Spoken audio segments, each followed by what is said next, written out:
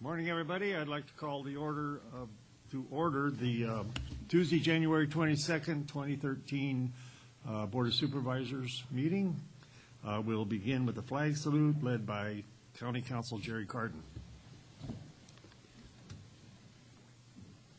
I pledge allegiance to the flag of the United States of America and to the republic for which it stands, one nation, under God, indivisible, with liberty and justice for all.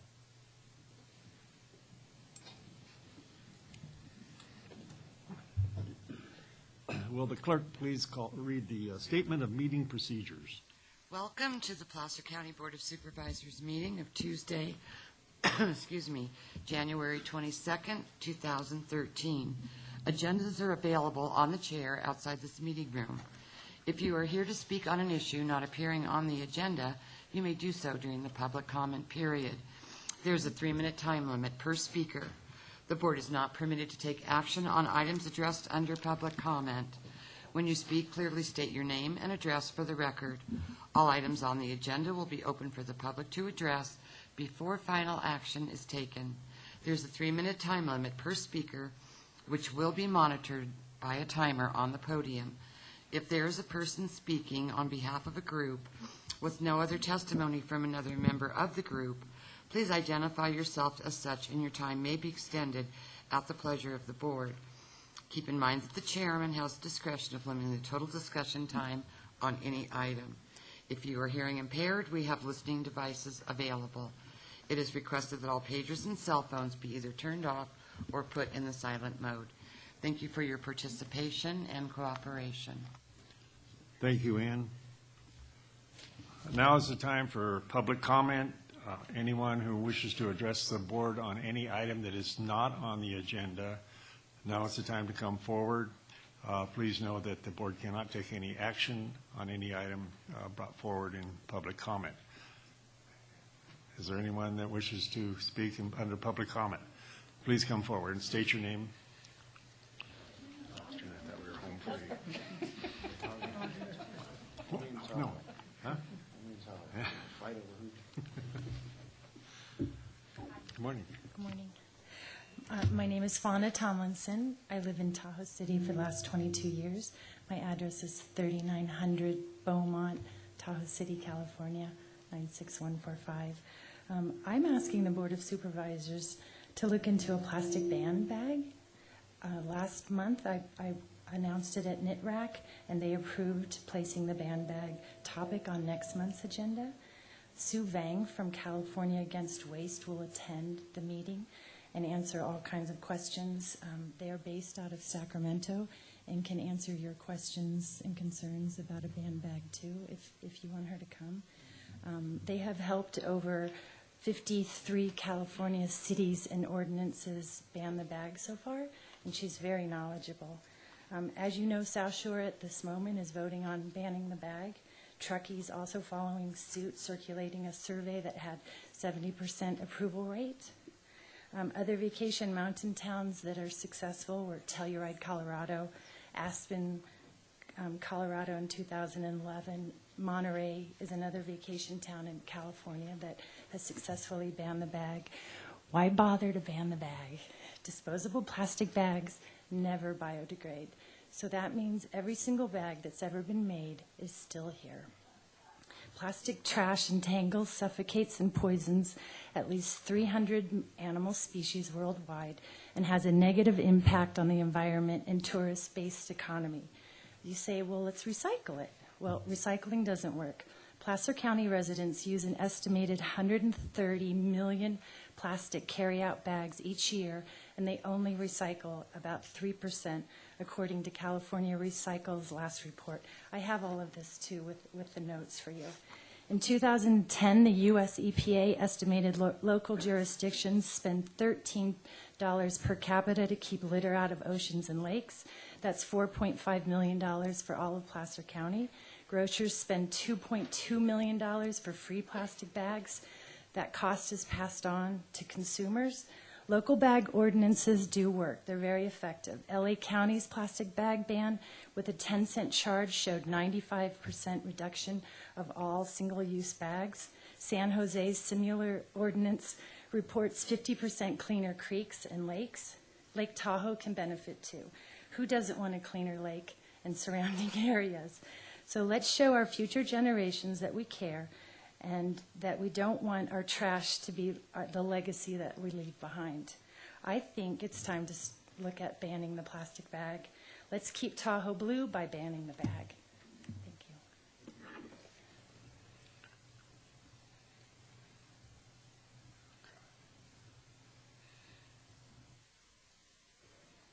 you.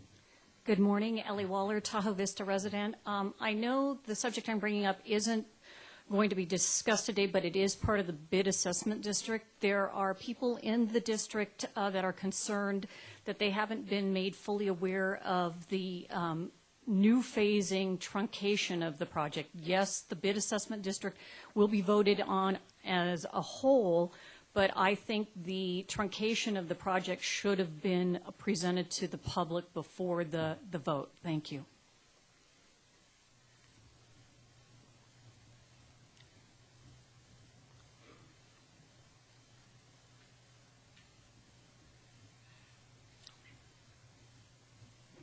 My name is Hayden Lewis. I live at 8771 Steelhead. I'm a caretaker on that property. I'm going to start by reading something that pertains to all of us. Realize the great truth that each of us is a droplet of divinity, a spiritual being housed in a temple, the body, which enables us to operate in the heavy density of the material world. We have become so imbued with the onlooker consciousness that we too easily assume that God or our guides will speak to us from outside. But the great truth is that beings of the higher world speak to us within our own thinking. All is thought. In thinking, we blend with higher beings. God speaks to us within our thinking. God is within every flower and tree, animal and bird, crystal and cloud, and ocean wave. Therefore, it follows that humanity, once over the barrier of conceptual separation, can blend and unite in thinking with the higher worlds. Those who achieve it are part of the awakening of planet Earth. For humanity now stands at the threshold of a birth into a wider consciousness of the great oneness of all life. I'm here. I was here almost a year ago. This is a CD of a picture of my walk from Coon Street boat ramp to Safeway Beach. There are over 20 piles of dog shit on this CD. I'm going to give this to you. Okay, I'll give it to whoever. I want it to get to you. I was almost arrested on Sunday because I had a confrontation with Beth Moxley, who is a business owner in this community, who walks her 3 little Toto dogs on the beach every day, or did, until Officer McGuire told her not to do it anymore on Sunday. This is an issue. They pissed me off when they almost arrested me. I kept my video on from the time walking from Safeway Beach to Steelhead. 96 piles of crap. And that's only on one side of Coon Street. This is an issue. They say we do not have the funds to take care of this. I just happened to look last night from my weekly calendar from 2011. Pete Kringle was talking to 2 women, and I asked him, what's the fine for having your dogs just on the beach? $180. I say, if you start charging these people $180, we will not have this issue anymore. As far as I'm concerned, I believe in California it's a $1,000 fine to litter. If you don't think that dog crap is litter, you've got problems. And when you see people let their dog take a crap, which I did on Saturday, and do this, and think it's okay, the mind of man is sick. It needs some healing. People need to start thinking more positively. I'm done. Thank you. My only copy of them, if you would make a copy and put it back, that would be awesome. I have hundreds and hundreds and videos of that same. Is there anyone else out there that wishes to address the board on any item that's not on the agenda or the beach? All right. Is there anyone in Auburn that wishes to address this item? Any public comment? At this time, Auburn has no public comment. Thank you. I forgot to let you know that we do have a group down in Auburn, if there was anybody, any of the public that wishes to listen to the board meeting. And I also want to apologize that I didn't let you know that Supervisor Duran's not with us today. He is busy tending to his business. Okay, supervisor committee reports. Are there any supervisor committee reports? Supervisor. I have just one thing that I wanted to mention. I was able to attend the funeral and memorial service yesterday for Officer Ton, who was a police officer recently killed in Galt. He was originally a Placer County resident, grew up in the Roseville area, and it was an incredibly touching memorial.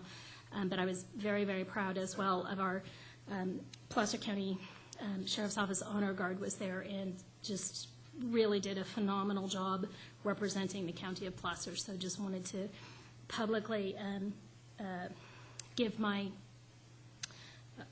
sorrow and sadness to the family, but thank the Honor Guard for representing us so well. Thank you. Anyone else? Seeing none, we'll go to the consent agenda. Is there any items on the consent agenda that board members wish to pull off? Anyone in the audience have a consent item that they wish to open up for discussion? Seeing none, we'll bring it back to the board. Second.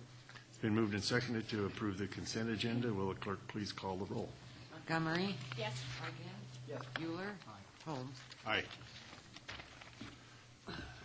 Now, the time has arrived for our 10:10 timed item, Kings Beach Benefit Assessment District Number 1. Peter Kratz presenting.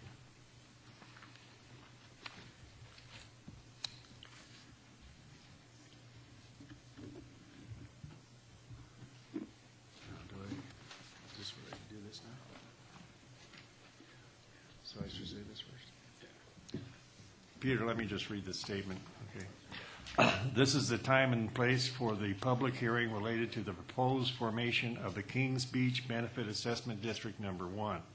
The proposed levy of assessments within such assessment district to finance the maintenance and servicing of various public improvements that specifically benefit the properties proposed to be assessed.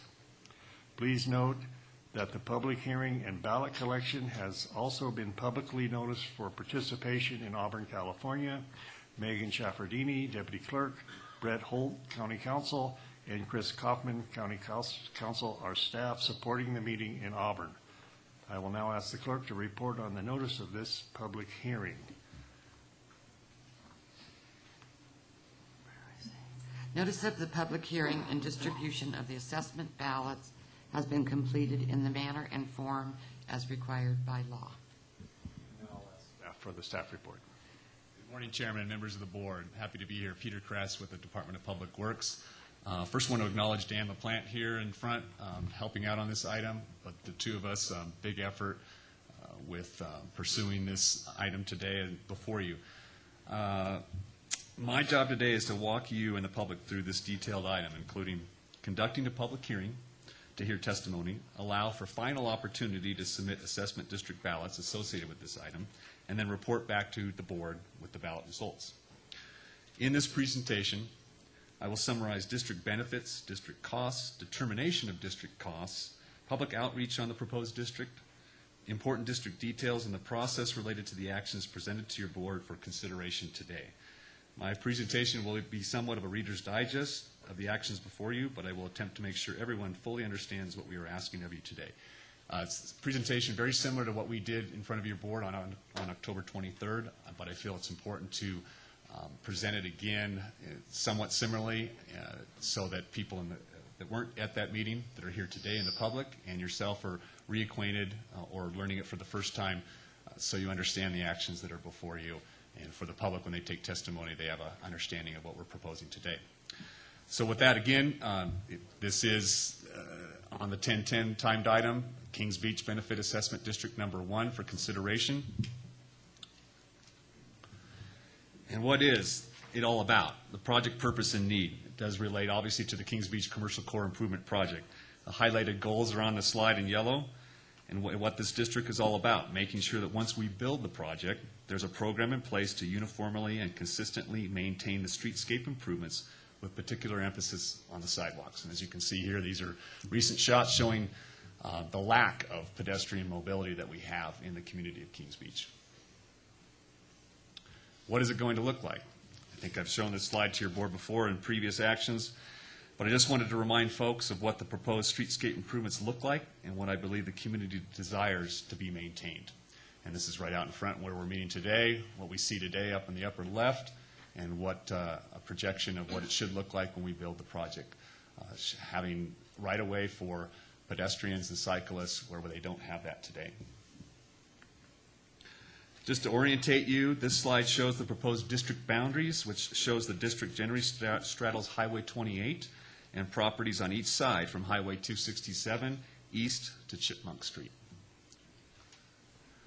Okay, now getting into kind of the details of the district and the major elements of what this district is all about. And kind of the basis, the top bullet is that cost sharing by proposed district property owners on a fair and equitable basis to receive special benefits from these proposed streetscape improvements. And the first 4 activities shown on the slide represent what folks will regularly see for maintaining pedestrian mobility and access throughout the year, along with maintaining streetscape aesthetics, including snow management of sidewalks, trash removal, sidewalk cleaning, and landscape maintenance. The remaining activities relate to repairs, operating reserve, administration fees, and building up a capital replacement fund. By and large, the predominant benefit or maintenance activity is snow removal of sidewalks at over 60% of the annual district budget at approximately $105,000. What's also important to point out here is that these activities relate to how properties were evaluated for assessment amounts. In summary, benefit points or special benefit points were determined for each parcel in the district, divided into 3 benefit categories. Number 1, aesthetic.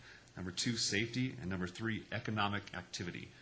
Ultimately, maintenance of streetscape improvements will ensure the enhanced livability of the community provided by streetscape installation. And this concept is further articulated in the engineer's report that we previously filed with the clerk of the board as a permanent record. The report is the centerpiece of detailing what I'm presenting to you today and showing what I believe is an equitable assessment amount for each parcel in the district. Section 5 of that report goes into further identification of benefits and highlights the importance of the project's street design and maintaining it as it is inclusive of all modes of transportation, which represents a proven record for revitalization in other communities.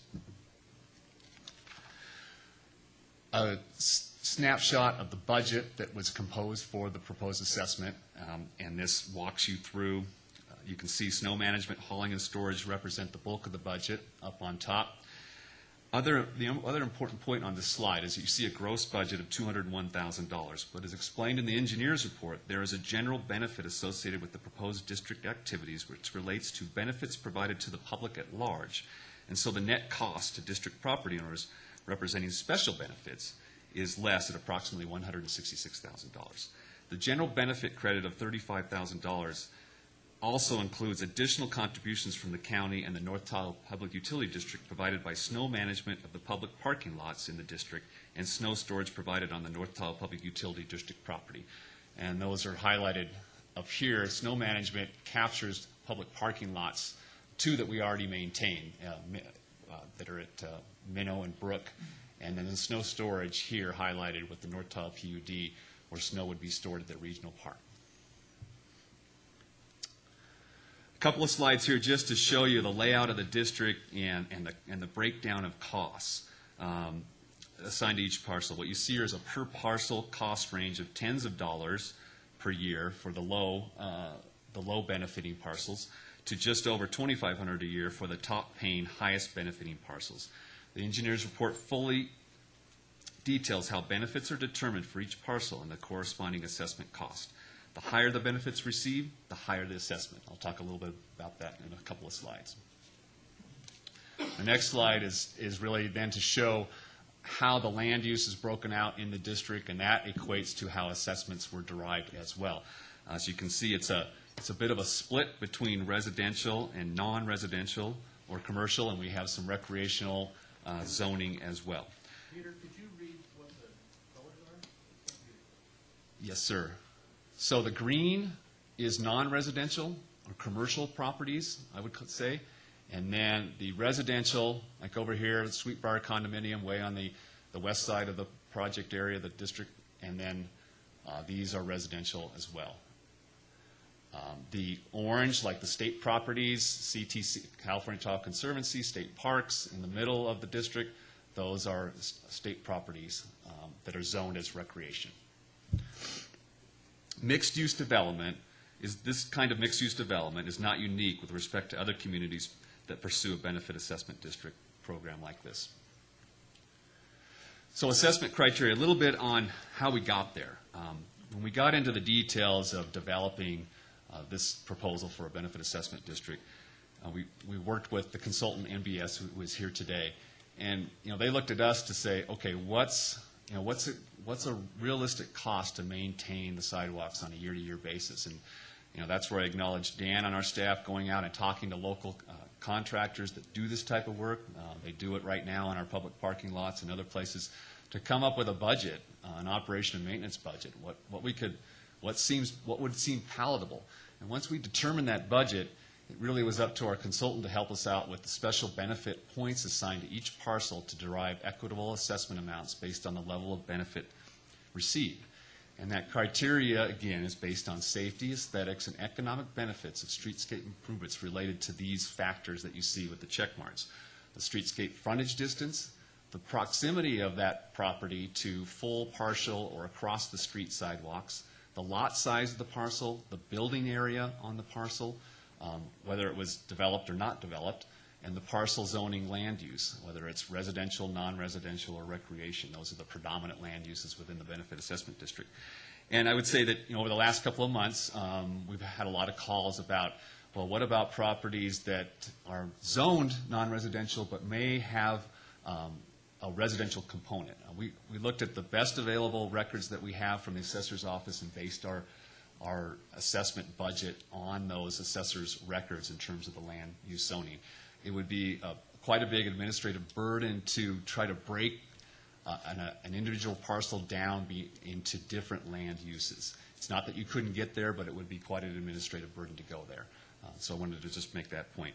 And so in summary, I don't have this on the slide, but back to our budget, $166,000 maximum assessment amount for the whole district on an annual basis. That is divided into 2,542 special points that are distributed across all the parcels, and that's $65.46 per special benefit point. Again, divvied up across all the parcels based on the benefits they receive through a calculation process. So backing off that methodology and just getting into a little bit of the history of how we got here today. Evaluation of maintenance funding. In 2011, the North Tahoe Business Association retained NBS, our consultant here today, to evaluate maintenance options for the proposed project. And kind of the three basic programs that are out there that are used in California and other places across the country: Property-Based Improvement District, otherwise known as a PBID, a Business Improvement District, also known as a BID, and the Benefit Assessment District concept, or what we call the district. And the community feedback that we received back in 2011 was really to push for the Benefit Assessment District and to include these activities for maintenance of the streetscape improvements. And really with the idea that the Benefit Assessment District is honed in on O&M. It doesn't include marketing, it doesn't include things that the NTBA, for instance, does today for the community, which are great things. But I think the community preference was really to have a program that was just about operation and maintenance of these improvements. Peter, may I interrupt you for a moment? Can you just explain what O&M is for anyone who may not be familiar with that Operation and maintenance. And I try to explain all my acronyms, but that's what this district is all about, the operation and maintenance of the proposed streetscape improvements. I just want to summarize our outreach, and with dates going all the way back to 2007, where we've given updates to the North Tahoe Regional Advisory Council at various times, talking about the idea of maintenance in Kings Beach for when we build the project. And then as we move to more recent times in 2011, we go through a series of times where we did different things to make sure the community, we engaged the community. We worked with the North Tahoe Business Association in terms of stakeholder meetings that they conducted with their members and other folks in the community to make sure people had information. We began posting information on our county internet site in spring 2012, and I apologize, that's actually should be 2012 there. And then as recent as May 2012, we put information packets, sent information packets out to assessment owners or property owners with assessment amounts. So they knew back in May what their proposed assessment would be. That's fluctuated a little bit up until today, just because back in May, working with the consultant, working on finalizing boundaries and some other calculation tweaks to get what people see today in the ballots that were sent out on November 29th, right here, when ballots were sent out to property owners within the district. So this is, again, a snapshot of our outreach. A lot of questions about making sure that we did conduct a thorough outreach. I think we did. I think what's important here to hone in on is this December 2011, where we had a public meeting in the morning and at night with our consultant present, where we talked about the proposed budget and alternatives to snow management, for instance. At that time, we looked at geothermal. We have a natural geothermal source down the street. We looked at compressed natural gas as an energy source to heat sidewalks. We looked at solar. Those budgets were, in the range of $250,000 and up, and it did not seem very palatable to the community to come forward with a budget of that magnitude. So we stuck with traditional snow removal methods, where we landed with this $166,000 maximum assessment. I think that's all I'll say on this slide in terms of outreach. In terms of, I do want to point out that we really started this process formally with your board on September 11th when we came to your board on the district, a notice of intent to consider the district and the idea of forming a district. And then on October 23rd, I gave a very similar presentation of what I'm giving you today in the public in terms of holding a public hearing and having your board consider formation of the district at that point in time and starting the process of where we are today. And at that board meeting on the 23rd, you authorized the issuance of district ballots, which were mailed out by our consultant on November 29th of 2012. And then during that time period between then and now, public works staff, myself and Dan were available made sure people in the district in their ballot packages were known that we were available on the 13th of December and the 16th of January to be open for questions about the district and their assessment amounts and any questions related to the district. So we made sure let people know what was going on with the district. A couple of slides on details that I think are important for folks to know. The county would manage the district if formed. And I think it's important here. We've had a lot of questions about, okay, well, how does that work? And our sense is that it wouldn't be done with our own forces, but it would be done with contracted services, probably some of the same contractors that we spoke to about getting costs from, at least getting an idea from. We can't promise the contract to anybody. It would go through a low bid process. But I think what's important here is these types of services are considered custodial or maintenance in nature, and therefore under today's state law, prevailing wage, we don't see that applying. We've had a lot of questions about that. We have current contracts in place at our Brook and Minnow public parking lots that do not require prevailing wage to be paid. So I think that's an important note. Another big important note here on the district is no assessments will be applied to property owners until the improvements are installed. And that's, it's almost a different subject to talk about our project schedule. For instance, we hope to break ground this year on our project, but no assessments would occur until, in the assessment tax roll period, until after the improvements are on the ground and functioning. I think that's important that people know that. And then a little bit of detail on just the number of parcels. 294 parcels, 4 of which have a zero assessment value because they're either common areas or road right-of-way that don't have any special benefit that they would receive. So 290 that are assessed. I'm sorry, I have a little bit of error in some of my data here. 40 zone residential, it's actually 150 residential, partly because we have a condominium that has 73 parcels attached to it, or 72, which is known as a Sweetbriar condominium. So it comes down to kind of a split between residential and non-residential.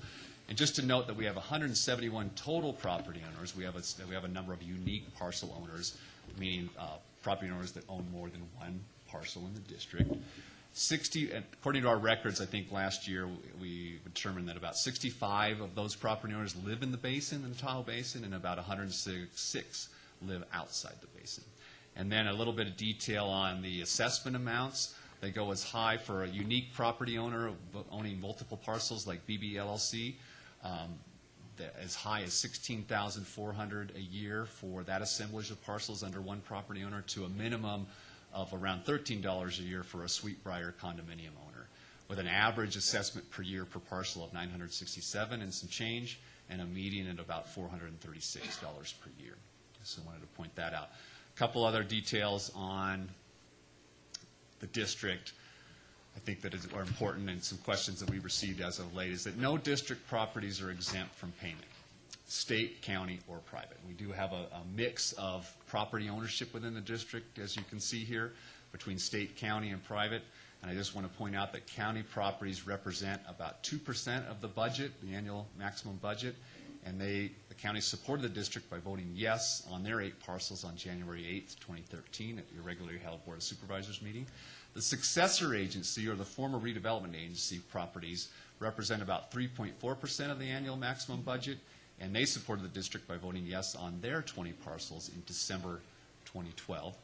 The state and the North Tahoe Public Utility District own properties in the district, 22, and those assessments represent about 3.5% of the budget, with the remaining 240 parcels that are privately owned, and which represent about 91% of the annual assessment. So where we are, as I get close to wrapping this up, I want to talk about a little bit about process, where we were on the 23rd of October when we took action with your board. On that date, your board, we conducted a public hearing, and your board adopted a resolution related to formation of Kings Beach Benefit Assessment District Number 1. You approved the assessment engineer's report filed with the clerk of the board. You authorized issuance of ballots to district property owners and set a hearing date of today to tabulate ballots, finalize formation of district, and consider levying assessments. Also, obviously, you will hear public testimony before we go into balloting, and there will be a process of whether you can pass or not pass, depending on the ballot results. The ballots were mailed on November 29, 2012, in excess of 45 days prior to today's public hearing, in accordance with Proposition 218, which is the governing state law for initiating or proposing a program like this. And then moving to today. Today's actions, Chairman opened the public hearing. When I finish my report, it's really the chair's decision, but he will likely open the public testimony phase related to district formation to hear from the public and anyone who wants to speak on it. Once all testimony is taken here and down in Auburn, the chair will announce that ballots must be submitted before closing the hearing if you choose to submit a ballot, to ensure they will be tabulated. And the clerk of the board will lead the effort in tabulating the ballots in public view and return to the Board of Supervisors to announce the ballot results. If no majority protest occurs based on the tabulation of weighted ballots received, the district can be formed and assessments levied at the Board of Supervisors' ultimate discretion. That more or less concludes my report. I would like to just comment on a couple letters we received as of late. We did receive, and I think your board received, a couple of letters from some folks. One letter that I think is important to make some comment on, at least, from the Kings Beach Downtown Association. They made a comment about a few things that I think are important to just clarify, and a little bit about days of snow management. When we looked at our budget and derived our budget, we looked at 25 removal events of the sidewalks, and that's based on some Caltrans data on snowfall data for this region. We started out with, I think, in excess of 30 days, 31 or 32 snow removal events. That budget really climbed at that level. We felt that 25 days gives people adequate level of service for keeping those sidewalks clear under an average to above average snow year. If we get a year like 2010 where it's just very horrific, there'll be times where we might have to pick and choose when we do sidewalk removal, where we hit the peak days, we hit the weekends and holiday periods, and there may be a day or two where we're just trying to catch up, just like we do in snow removal country. I think people that live up here understand that. But I think our maximum budget of $166,000 attempts to provide a high level of service where we have public access most days of the year during the winter period. So I wanted to comment on that from there. They talked about the number of days being potentially not adequate. Another area, they talked about liability. Liability is one of those issues that's come up a lot of times. I might defer to County Council Jerry on this, but Jerry Carden, but I would say that the action before you today really has nothing to do with liability per se of these sidewalks. When a sidewalk gets built, there may be liability associated with it, but forming this district is nothing really to do with that liability process. And I'll leave it at that, and I'll let Jerry speak if he feels like he needs to on that issue. Yeah, I'm not entirely clear as to why the liability issues have been raised. It could be because there's a general statutory provision that says that a budding landowner is to maintain the sidewalks, but for the last 100 years, that statute has not been found to be a source of liability for the property owners for, say, a third party that was injured. The only liability the property owner would have is if the property owner did something to the sidewalk to cause the liability. And in fact, the creation of the assessment district further insulates the property owner because it sets up an entity that will maintain the sidewalk, and that will be the entity that will be responsible for any liability. Right. And I would just say today, and I didn't talk a lot about Tahoe City, but Tahoe City, today with sidewalks in Tahoe City, the individual property owners are responsible for maintenance there. Again, nothing different about what we're proposing today in terms of shifting liability from Caltrans to the county or those kinds of things. And we can just leave it at that for now, I believe. Another comment in the Kings Beach Downtown Association letter was just about inaccurate assessment calculations. I would just say there's a process for that. If people think that there's an inaccuracy in their assessment, there's a process to go through that after today's actions. And depending on what happens with today's actions, there would be a process to address that on inaccurate assessment amounts. And then a little bit about, in the same comment letter from Kings Beach Downtown Association, they talk about eminent domain and condemnation. We took an item before your board on January 8th about moving forward and staying on schedule with our right-of-way acquisitions needed for the project. We are very close. We are down to 2 properties that we're hopeful to enter escrow. That item before you, it used the phrase eminent domain condemnation. It had nothing to do with taking eminent domain proceedings. It was a state law to have a resolution before your board in the event that we needed to go down that path. So it had nothing to do with starting a process for condemnation for any of the properties that we're pursuing. And in fact, we're very excited to report that we're very close to acquiring all parcels through a normal acquisition process. So I just wanted to comment on those items from that letter. There was another email that I saw come in about just the assessment differentials between one property to the next. And it goes back to this idea that the methodology used to assess parcels based on frontage, based on the width of your frontage, its proximity to sidewalks, whether you had sidewalks right on your property or across the street or partial, your lot size, your vacant, whether you're a vacant or non-vacant, whether you're residential or non-residential, all that goes into what I call an Excel spreadsheet to calculate individual parcel assessments.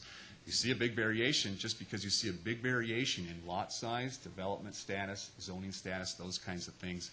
We've talked to a lot of folks about that and done our best, Dan and myself, to articulate how that calculation works. It's displayed very fully in the engineer's report. You can walk yourself through it. It takes some time, but you can get there. If technical comments come up today from the public, we have our consultant here, NBS, that if I can't address them, we've got our consultant here that hopefully can help address those questions that come up of that nature.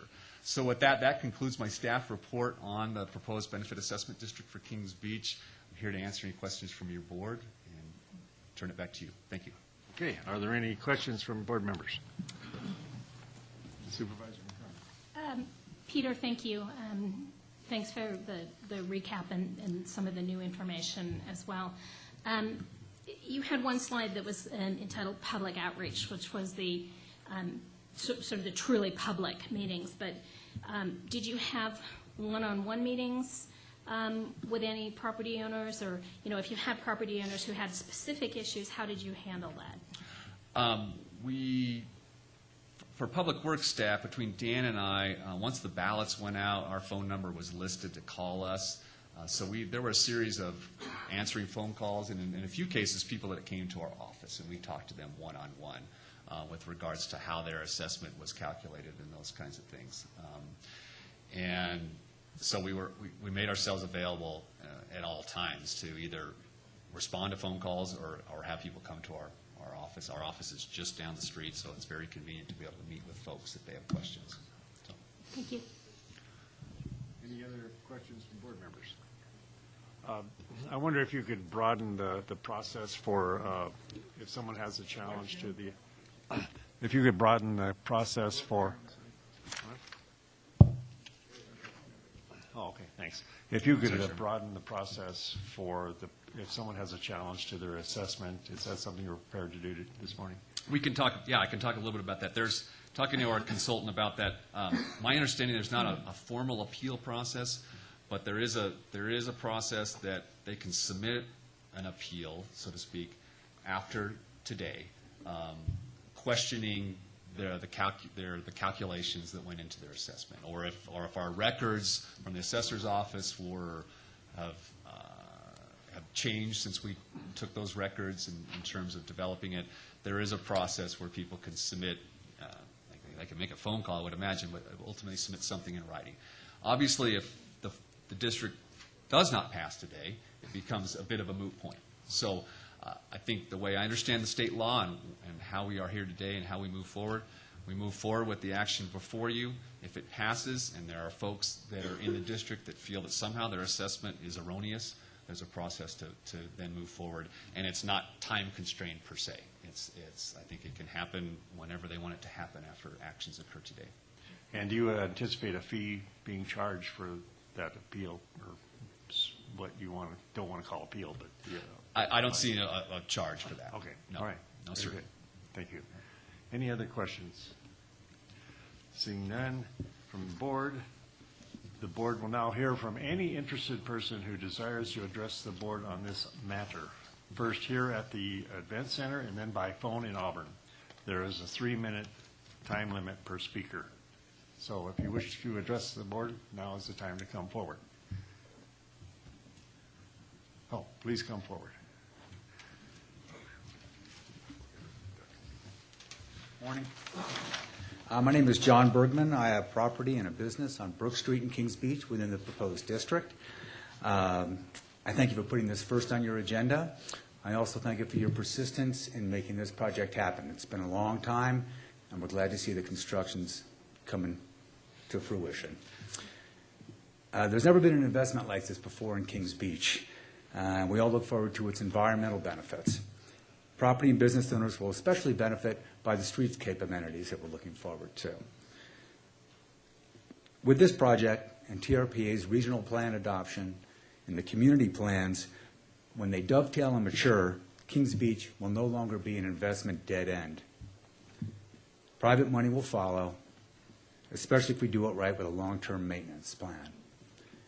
We as private property owners need to step up and pay for this plan and assure our own success with our properties. I urge you to vote in favor of this formation. Thank you. Thank you. Anyone else wish to address the board on this matter? Please come forward, sir. Hi, good morning. John Burvid, resident of Kings Beach for many years, and properties on the commercial core where the sidewalk's going. I want to follow up on one issue here with the liability.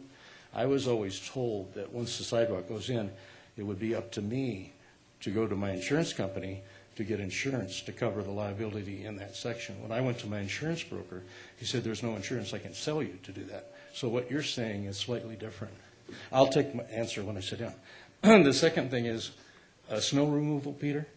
I understand you're going to clear 5 feet wide. Is that correct? I mean, to respond. Yeah, Or wait till please the end? address your questions to the board, and then I'll. Oh, okay. take the chair. I understand there's going to be 5 foot of snow cleared. So in sections where there's 10 foot or wider sidewalks, or 5 foot and wider sidewalks, they're going to use the extra space for storage. So in a section that might have cars parking, trying to get to those businesses, how are they going to get through that bank of snow? That's it. Peter, can you, Yeah, I would just say, and that's a good point to talk about how much snow removal does occur. And I kind of went over that or missed that detail to say, John's absolutely right. We have 10-foot nominal width sidewalks. We typically will use a portion of those sidewalks for snow storage. It just, we don't see the need for 10-foot wide sidewalks in the wintertime. We don't see the number of pedestrians that we may see in the summertime. We don't see that need, so we want to use some of it for storage. That's partly how we developed our budget to get there. We obviously would have places where we would cut through those banks in various locations where it makes sense to allow mobility to occur off the street and onto the sidewalk section. so like spaces between the entrance to the businesses would be Cut sort of- through, right. Yeah, okay. And sometimes you see that in Tahoe City, and I know I've seen that in Incline Village, where they use a portion of the sidewalk or a portion of the shoulder for storage. Another issue that came up, I think, by one of the comment letters submitted was, well, how are you coordinating with Caltrans? Well, Caltrans, they're going to continue to do their thing, whether it's pushing snow out to the side of the highway or pushing it to the middle. Lately, they've been pushing out to the side, and we've been a lot of discussions with Caltrans maintenance staff on how that will work and making sure that and we all play together in the sandbox the best we can, and to use a buffer, like John pointed out, and make sure that we as the service provider for the sidewalks provide those access points at what do I want to say, accessible locations to make businesses accessible. Okay, thank you. Yeah. And Mr. Cardin, did you want to address that? Oh, I was just going to say that it was consistent with my initial remarks that the sidewalk itself is not a liability that the property owner needs to insure against, because the courts have found no liability from that maintenance statutory obligation. And again, there'll be a third-party assessment district that'll be responsible for maintenance. Thank you. Is there anyone else? Good morning again. Good morning, Ellie Waller, Tahoe Vista resident. I'm curious, is there going to be any obligation to do the bid assessment district before the person or persons that win this bid? Will they have an obligation to do the business district first before there are other obligations to private owners? Is there a timing that will be required that the sidewalks be cleared? And also for the bus stops, there's issues now, I'm sure there'll be issues whenever we have a large snow, and we're trying to encourage people to continue to take public transportation during the winter. Will bus stops get a different kind of service than the rest of the district, and will they be cleared more often? Thank you. Thank you.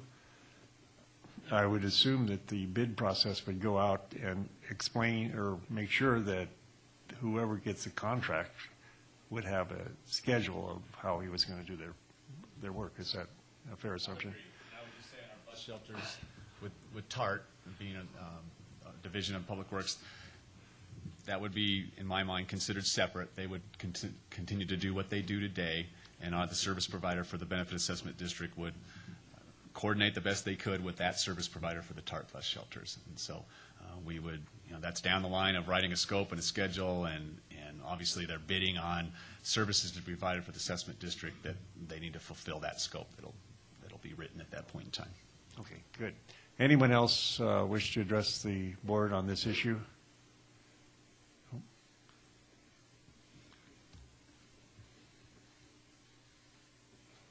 Morning. Good morning. Welcome to beautiful Kings Beach. My name is Bill Radakovitz, and I have a home here, 8592 Dolly Varden, and we also own commercial property, 8700 North Lake Boulevard, where the subway is. First off, I wanted to thank you for finally getting around to doing the redevelopment for Kings Beach. It's sorely needed, and it's been going on for way too long. Now the problem is how to maintain the job once it's done. And I want to thank Peter Kratz for coming up with an explanation of how this is arrived at and offering an opportunity for those of us who don't feel the assessment is correct to maybe deal with him and the board on how to make adjustments. How to pay for the maintenance? Well, the solution was obviously to turn it over to a consultant. They can do their magic and end up with figures that maybe we don't all agree with, but they've got a formula that they can point to and say, this is how we did this. Even though it's taken all those years to get where we are now, we're at a point where I think we're going to see some big changes, and I'm happy to pay my portion of the assessment if it's equitable. The problem is that the solution, the method used, is confusing. It's a convoluted formula that at least I had no way of making sense out of. It's a lot of numbers that are tossed in, I guess, based on the tax roll and so on and so forth. And figures came up, and voila, there you are. It's a slam dunk. Unfortunately, the numbers don't add up.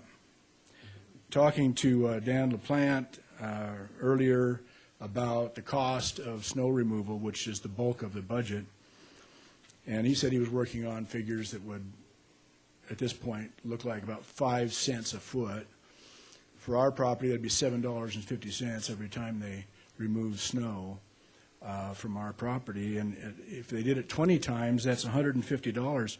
But I'm being asked to pay almost $2,500. So I'm wondering why the difference?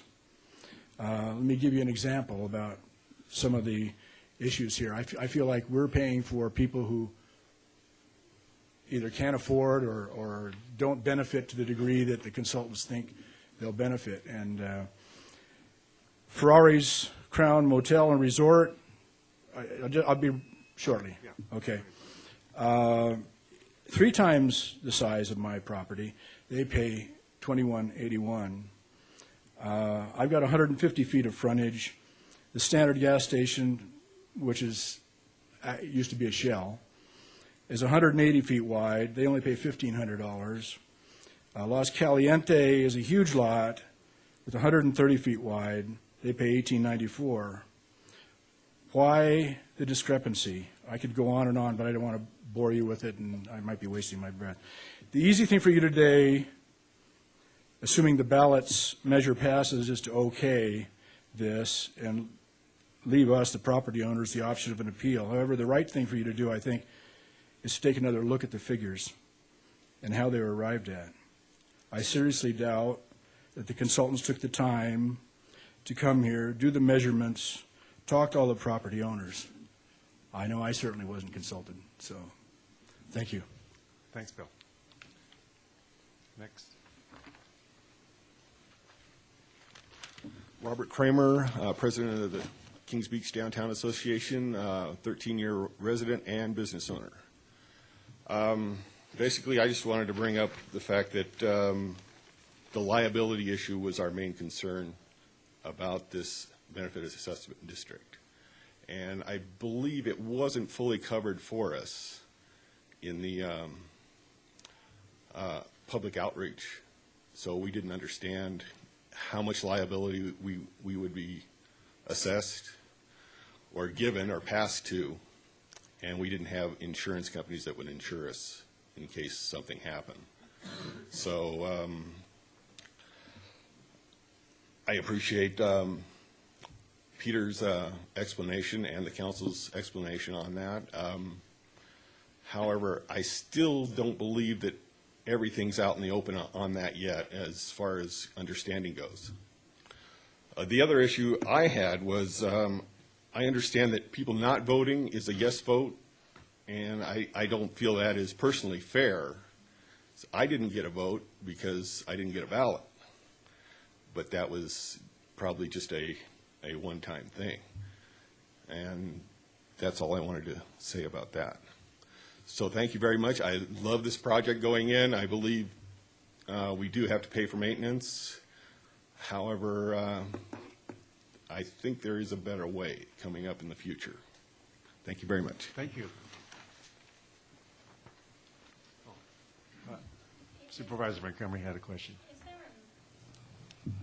There we are. Is there a mechanism today for people who did not receive a ballot and have therefore not cast a vote to receive a ballot and cast a vote, at least? Yes, there is. We have blank assessment ballots in the event that somehow, when the ballots went out, that a legitimate property owner did not receive his or her ballot. So we have our consultants on hand to facilitate that process. The clerk obviously has those blank ballots that would be provided prior to the end of the public hearing for people to choose to vote if they so choose. Okay, so just to be sure that everyone heard that, if there's anyone who was entitled to have a ballot who did not receive one, there is a mechanism for you today to receive that ballot and cast your vote. If you would like to do so, you do have that opportunity. Okay? Thank you. Thank you, Supervisor.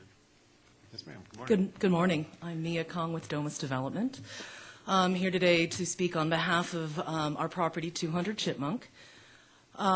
First, I'd like to thank the county. I know there's been a lot of effort to redevelop Kings Beach, and I'd say that I think we are a success story, given that we actually accomplished the very first sidewalks along North Lake Boulevard that are up to code, ADA compliant, and approved. In fact, we actually built 2 sidewalks because in 2010 we had to design a set of sidewalks that met all the requirements.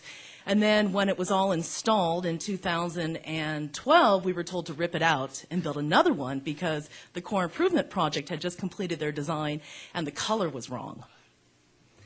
So just to give you a little sense of what we have accomplished is we spent about $3.5 million on public infrastructure for all of our sites. We spent about $300,000 for sidewalks. And in order to make the sidewalks work along North Lake Boulevard, we actually had to underground the telephone pole that was there that carried electrical lines as well as AT&T, and it was a Nevada-California line. So it cost us $250,000 to underground the telephone pole. Now, we are on Chipmunk. We are on the opposite side of where the Core Improvement Project begins and ends.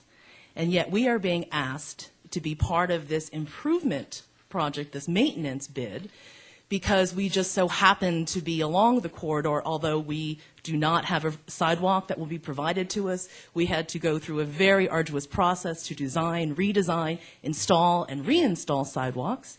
And we currently maintain them. We currently go out there and shovel the sidewalks every day when there is snow. And I think, I know there's questions about the methodology. I was confused by it. For example, it said that our site has 268 linear feet of sidewalk, and in fact, it's closer to 240 linear feet of sidewalk. The methodology is strange. We're being asked to pay nearly $4,800 a year to maintain 240 linear feet of sidewalk, in which my contract, just to remove snow on a regular basis, is about $2,000.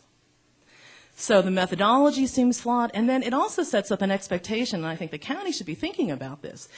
If someone is being asked to pay, for example, close to $5,000 a year to clean up the sidewalk, then there is going to be an expectation that those sidewalks are pristine every single time it snows. So if that contractor is not there, or if the roads are snowy and they can't get there, there's going to be a lot of angry citizens because they are demanding a service in which they are being taxed to pay for. And it also is a disincentive because I have on-site staff that clean my sidewalks all the time. And I'm going to tell them not to clean the sidewalks because our tax is paying for it, even though I have residents that are using the property 24/7. We are the only affordable housing project ever approved in the basin and built. I can tell you today we are 100% occupied. Our rents, we cannot increase our rents. Our rents range from about $400 a month to a little over $1,000 a month. So therefore, where do the funds come from? This was not disclosed to us early enough in the process. We actually received a letter like everyone else saying, oh, by the way, you now have to pay this tax if this ballot passes.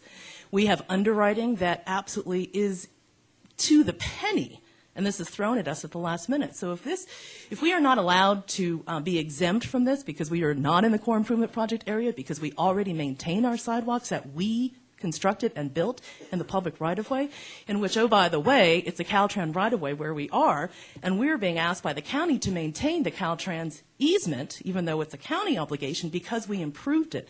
So now we're being asked to maintain all of the landscape improvements, but not the sidewalk, because someone else will come in and clean the sidewalks. So I must tell my staff to sit in the building while people can't walk on the sidewalk and wait until the public contractor comes to clean the sidewalks, when I have people 24/7 walking around. We are in a much different situation. We are not a commercial business. We are an operational housing development, 24/7. I have on-site staff that can clean my sidewalks for me efficiently and swiftly when it snows. And frankly, I don't feel that we should be a part of this. And if this does pass, I would think that there should be an exemption for our project because we built our sidewalks. We are required to maintain our sidewalks. And it would be we'd be put in a very difficult situation if we have to rely on a contractor to come and clean our sidewalks when we can do a much better job doing it regularly. Thank you. Thank you.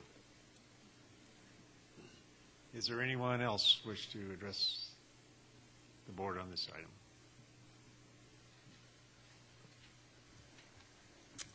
Hello, my name is Ernie Dambach. I am president of the North Tahoe Business Association. So I'll be speaking on behalf of that. I am a resident in the streets behind here, and although I don't have a business here currently, we are looking to lease space somewhere in the district soon. The primary reason why, first I wanted to let something that wasn't brought up in all of this is that the process to get this started was not started by the county. It was started by citizens and some of the business groups in the area saying that we knew that some improvements were coming. We saw things like this, the similar improvements that happened in Tahoe City, and that there were tough times figuring out how to maintain that. And we wanted to make sure that when the same thing came through and really brought some amazing benefit to our community, that we would figure out how to maintain it, figure out how to make it bring the most good to our businesses and our residents. One of the biggest benefits that this brings, in my personal opinion, is the ability to walk up and down the streets as a whole. Currently, if you looked when you're coming in, you can see that you cannot walk up and down our streets. There is no way. If you go to similar places in Tahoe City, you'll also see where the sidewalks did go in. Not all of them are maintained by the individual property, but some are. And I want to show some pictures of some areas in our district, specifically a great new project, Domus. This is a picture taken very recently of their sidewalks. I have a couple of my staff who actually live in there, so I'm very thankful for the project. I want to make that clear. But I do want to notice that there's 3 to 5 feet of snow on their sidewalks, and it is not walkable, so I don't know what their staff was doing, but you should probably talk to them. And this is the type of benefit that we want to make sure that, irregardless of whether your neighbor's property gets plowed by them or not, people can walk to your business, to your residence, whatever it is, and that's what I feel is the greatest benefit of this. I don't know if I should turn this in if that matters, but Give them to the clerk. yeah. So mainly, I just want to point out that the group that organized this, we polled everybody who was involved. We found from our personal one-on-one meetings that there was an 80% approval rating of the people we could contact. So that definitely weighs heavily on locals, but very, very strong support that we found. We'll find out what the ballots say shortly. But I'm very hopeful that this passes because I'd really like to have a walkable community in the winter. Thank you. Thank you. Is there anyone else who wishes to address the board on this matter? Seeing none, I'll ask the assemblage in Auburn if there's anyone in Auburn that wishes to address the board on this under public comment. At this time, Auburn has no public comment. Was that a no? No. Oh, thank you. Okay. Now I will close public comment and ask the board if they have any questions for staff or consultants. What? Okay. No questions? All righty. Okay. I have a script, so. I would like to remind everyone that all assessment ballots and replacement assessment ballots must be received by the clerk before this public hearing is closed. Assessment ballots or replacement assessment ballots received after the close of this public hearing will not be tabulated. If there are any owners who have not submitted their assessment ballots or replacement assessment ballots to the clerk here in Tahoe, Kings Beach, or in Auburn, please do so immediately.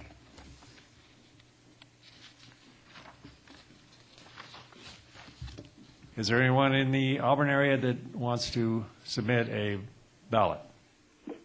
No. Thank you. Anyone in the audience want to submit a ballot? Now is your last time to. Oh, please come forward. Submit it to our clerk, please.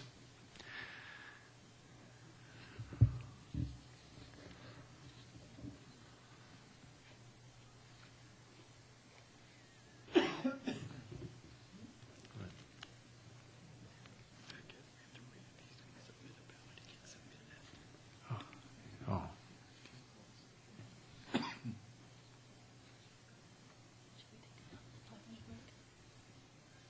Did the gentleman filling out a ballot? Okay, let's take a 5-minute break while he's doing that, so we give him time without under pressure.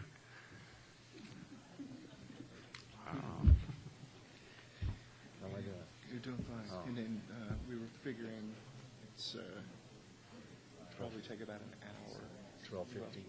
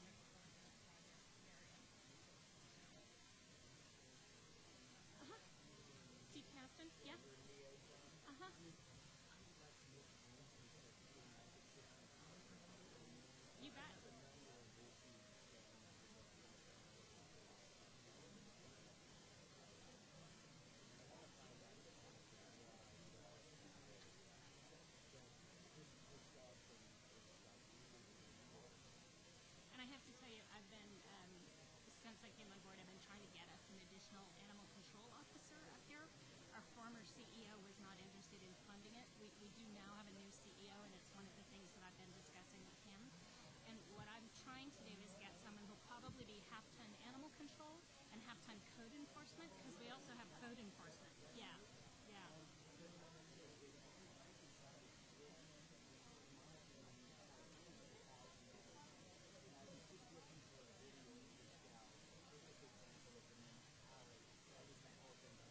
Right. Yeah. Was that Aldo Leopold? Oh, okay. I thought it was Aldo Leopold. Sounded like Aldo. Yeah.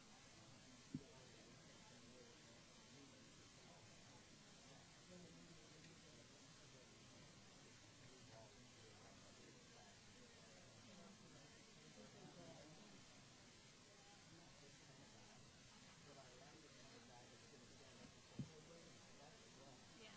Yeah.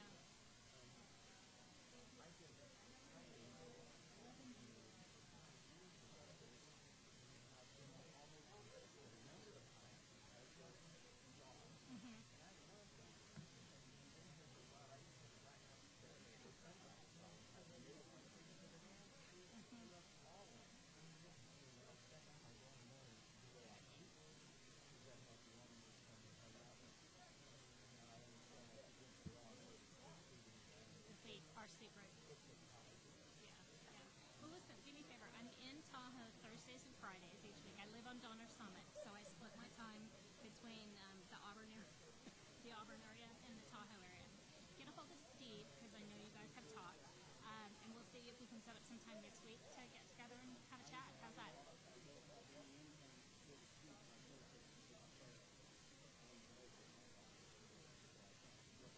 Mm-hmm.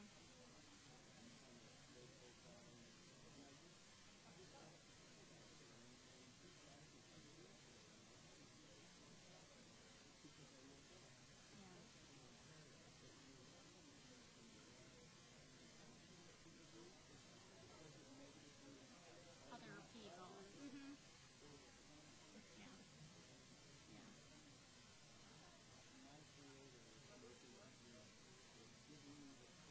That's good. Well, we need more people like you who are listening to that voice. So give Steve a call. We'll set up a meeting maybe next week. Okay. You bet. Pleasure.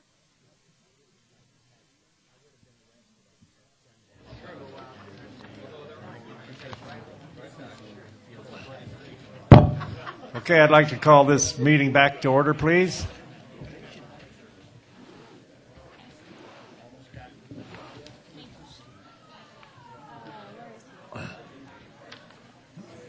The public hearing is now closed. Assessment ballots and replacement assessment ballots received by the clerk after this time will not be tabulated. All assessment ballots and replacement ballots timely received by the clerk shall be tabulated by the clerk, the designated tabulation official. The clerk shall report the results of the tabulation of the assessment ballots to the board following the completion of the tabulation no earlier than 12:30 p.m. Will the clerk in Auburn please report how many ballots you received and faxed to the clerk in Tahoe? We are still opening ballots at this time. No ballots at this time. Thank you.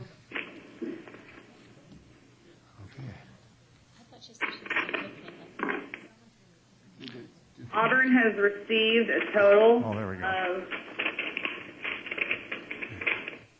4 ballots. All righty, and you'll fax them to the clerk in Tahoe? Yeah, we will fax them to the North Tahoe Conference Center in Kings Beach, California at 530-546-7116. Thank you. Thank you. All right, now we'll give the clerk a little over an hour to tabulate the ballots. And we'll move on with the rest of our meeting. And remember, they will not be back until no earlier than 12:30. And we may be eating lunch on the run. What? Is that okay with you? Oh, it's Melinda is? Melinda. Okay, fine. Jim, so the audience is clear. Are we going to be moving on to our 11 o'clock item at this point and then returning to this item? Yes. And anyone who wishes to be in the room while the ballots are open is welcome to go over there. So if you didn't hear that, the ballots are counted in open session, so if anyone wants to observe the tabulation, they're welcome to do so. So now we'll move to our 11 o'clock timed item, Community Development Resource Agency, Village at Squaw Valley Specific Plan and Phase 1 Project. Alex Fish. Thank you, Mr. Chair. Good morning to you, honorable members of the board. I am Alex Fish with the Planning Services Division. As you noted, Mr. Chair, I am here today to present an update to the board on the Village at Squaw Valley Specific Plan and Phase 1 project. Just to give you a brief overview of the presentation, I'm going to briefly touch on the project description in my opening remarks. We will discuss the current status and some recent amendments to the project, the status of the EIR preparation, and lastly, we will touch on the next steps in the EIR. So as you folks know from my July presentation, the basis of the proposal for the specific plan is to amend the Squaw Valley General Plan Land Use Ordinance to comprehensively plan development of about a 100-acre portion of the village commercial area of the Squaw Valley. The intent being to develop an all-season mountain resort community that will predominantly include fractional ownership, resort condominium units, and hotels units. The specific plan, which is by planning vernacular equivalent to a community plan document, will include as its main elements an introduction that will discuss the background and setting of the plan area. There will be an articulation of the vision and plan for the specific plan. There will be a land use section, discussion of open space amenities, transportation, circulation and parking, public services and utilities, resource management, implementation, and design guidelines. I did discuss that the specific plan document being very similar to a community plan. One of the distinctions I would draw is that it typically includes a much higher level of detail, which is important for the implementation of the plan. Similar to a community plan, it has to be found consistent with the county general plan. The Phase 1 project proposal, the project is proposed in 4 distinct phases, and Phase 1 is being proposed concurrently with processing of the specific plan, and the applicant is requesting entitlements which would include a small lot tentative subdivision map in addition to the large lot map that would go with the specific plan, conditional use permit for the hotel condominium buildings and Mountain Adventure Center, and also design review agreements. The current status of the project, the county circulated a notice of preparation of an environmental impact report from October 10th until November 9th. That is the 30-day statutory public comment period. The county's environmental consultant has commenced preparation of the EIR. Predominantly sections we're working on right now are the background and setting, project description, land use, biological resources, cultural resources, several of those issues. The county and the applicant both are meeting with responsible and trustee agencies to address issues that will be analyzed in the EIR. And that includes meetings with the Squaw Valley Public Service District staff, both between the applicant and them, as well as coordination meetings between the county, the applicant, and the PSD. I should also mention that the applicant team continues to refine the details of the project proposal. I'll get into that in just a couple more slides here, and that they are, as I mentioned, simultaneously engaged with PSD and other agencies on future permit approvals that will be required subsequent to this process in order to implement their project.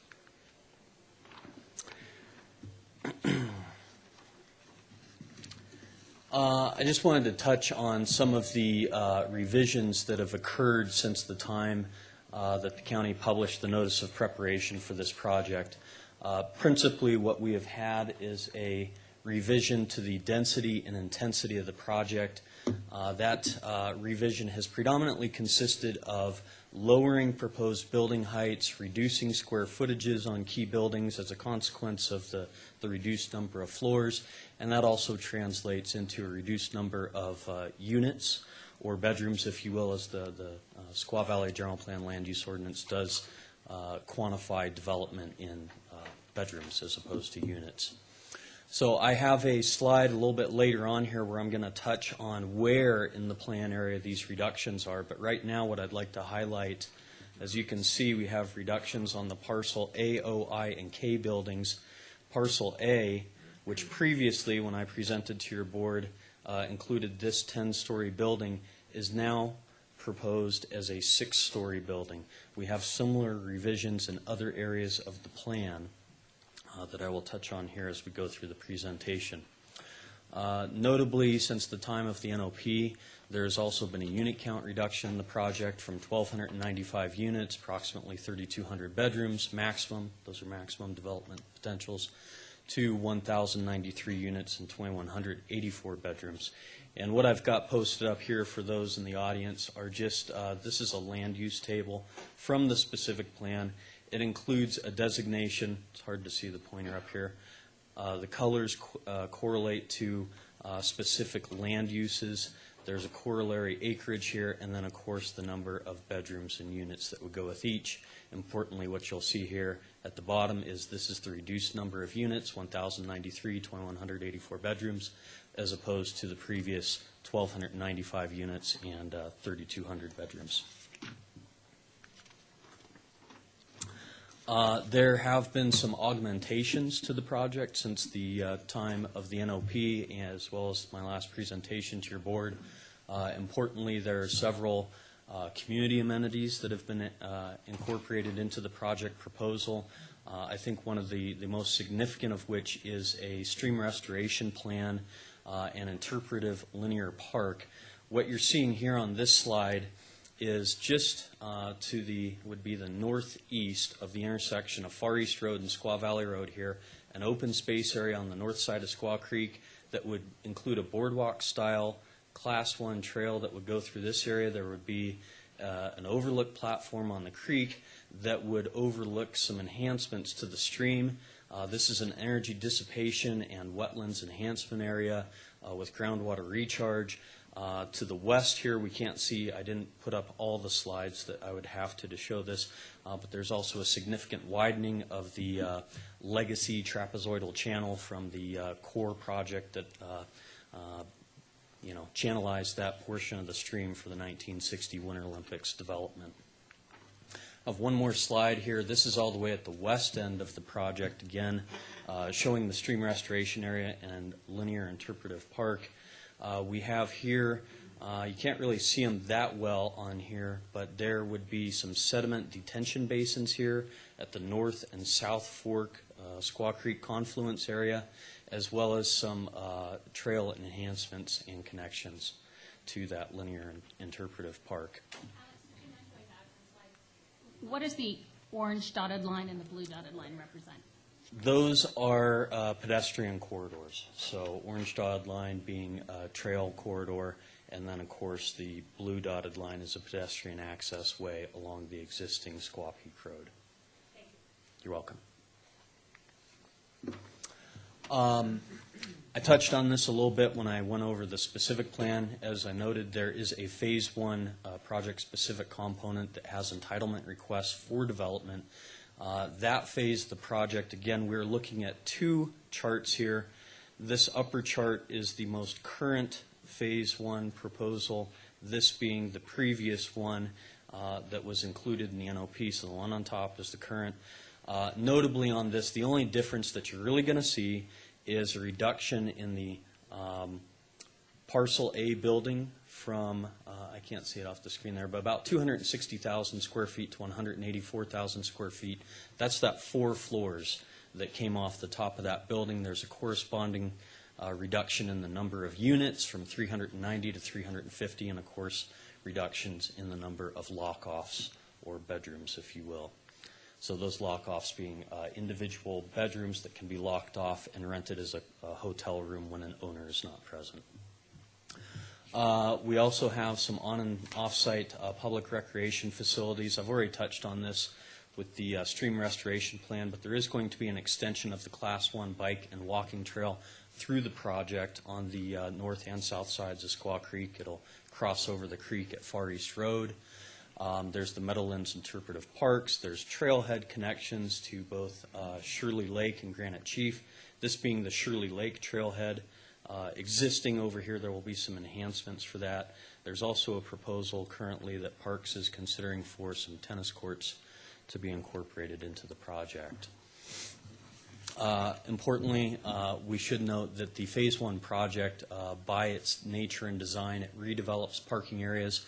The existing parking will be placed in podium, and there is an off-site addition of Lot 4 parking area. That's this 541 parking spaces that will be out near the east end of Squaw Valley, across from the PSD offices. And that's about 540 parking spaces. On that same site, this is the west end of that site. Here's the parking lot here. PSD offices are just across the street, on the south side of the road, is a proposal for employee housing. What we're seeing here is a mixture of dormitory-style housing and condominium units over in this area. And Phase 1 would be responsible at their 50% rate for supplying workforce housing for the Tahoe region, somewhere in the neighborhood of 120 housing units. So with that, the next steps in our EIR, as I noticed, the draft EIR is being prepared. I expect that at the earliest we would probably see the draft EIR ready for public circulation around the middle to late summer. During that draft EIR 45-day public review period and public comment period, we will have a hearing before the Planning Commission to receive oral comments. After that, of course, the county and the environmental consultant will be tasked with preparing responses to all the comments for the final EIR, and then we will proceed with entitlement hearings before the Planning Commission and Board of Supervisors.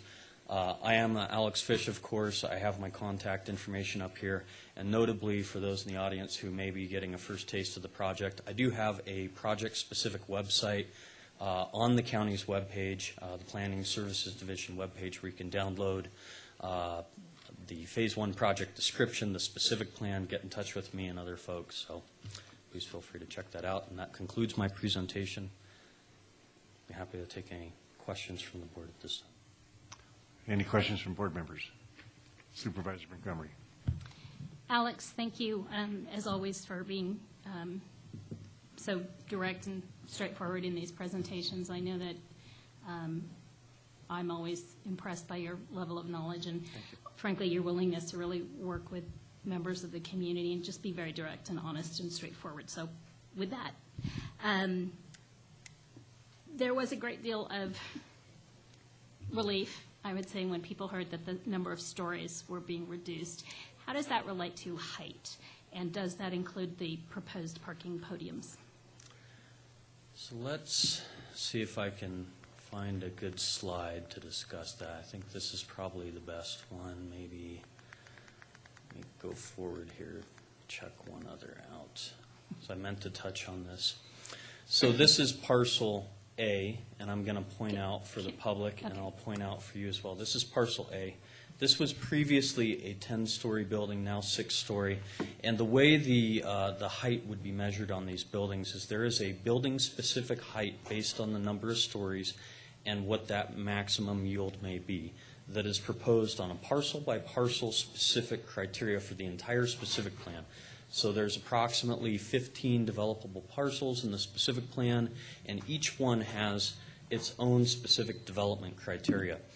Not included in that building height is a separate calculus for a maximum of 21 feet out of the ground from existing average natural grade for the podium parking levels. By and large, in Phase 1, the podium parking is partially below ground with one, and I think only in one location, 2 stories of podium sitting out of the ground. And in the case of Building A, the story that's out of the ground is also on the ground floor level with other services. So it's not an additive aspect in the overall height. So in parcel A, we went from a building that would have been roughly 143 above existing average natural grade to, under this proposal, it's somewhere in the neighborhood of 97 feet. Similar amendments have been made to parcel O. If I could get this, I think the battery's going, oh, it's just me. Okay.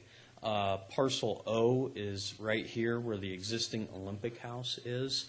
That was originally proposed to be a 12-story building, then the 10-story, now 6-story, similar development height, somewhere in the neighborhood of just under 100 feet. We also have parcels I and K over here. So this is I here on the corner. This is K. And without looking back at my notes, I believe it was I that goes from 8 stories to 6 and K that goes from 6 stories to 5. So you'd see corresponding height reductions. They all have the same incremental allowance for podium parking, if you will. So that's always a separate but total calculation. So when you say a separate but total calculation, it will be clear to the public that it is from the ground, including the parking, X feet tall. If the development standard for a specific parcel says that the maximum building height is 80 feet and the allowance for podium parking is 21 feet, you could have a maximum overall building height, including the podium, of 101 feet would be the clearest way to think about it. Okay. On the 97 feet on parcel A, how does that relate to existing structures in the valley, say the village that's already there? Sure. Or the resort at Squaw Creek? I think the most logical and closest comparison is to the existing, Supervisor Euler, I apologize if I blind you at any point. Boy, and I'm just not getting this thing to line up. The existing village. There we go. There we go, if I can find it. So the existing village being right here, these structures are more or less uniform in height, and the roof varies from approximately 60 to 70 feet, depending on what the ground level grade is and how that relates to entry areas. You do have architectural features on those buildings extending up to 80 and in some cases 90 feet tall. Those are some of the, like there's a clock tower on one building, a steeple feature on another. Those are the type of architectural features that are piercing those upper limits. The resort at Squaw Creek, I have a height exhibit for that. Off the top of my head, the tallest portions of that building are in the range of certainly over 100 feet. 110 feet is a fairly good estimate. They could be in locations maybe approaching 120, 125, but by and large about 100 to 110, okay, including mechanical features. All right, thank you.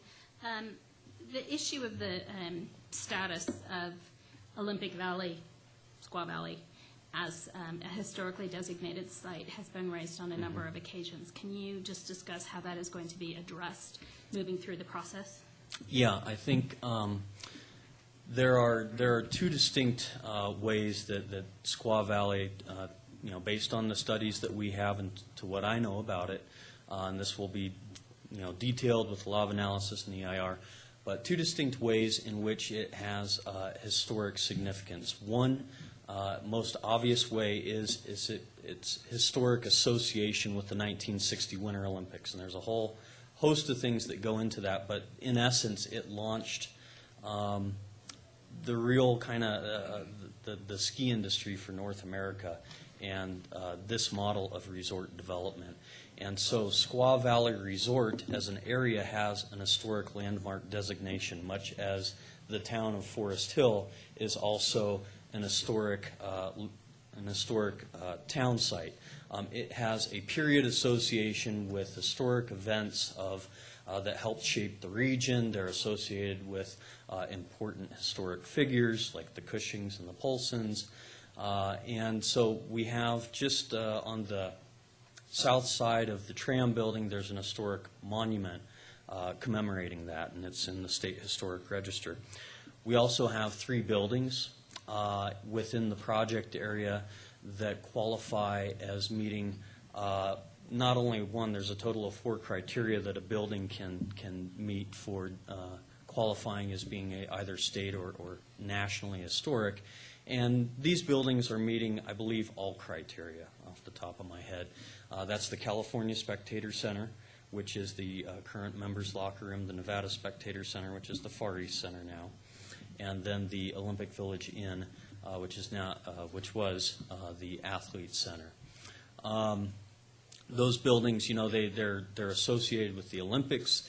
They're associated with the people. They have retained some amount of their historic setting designation, and they also have a particular provenance for the period of architecture. It's like mid-century postmodern, where the structural elements of the building are very exaggerated. You see a lot of large timber frames and steel that are also part of the historic aspect of the designation.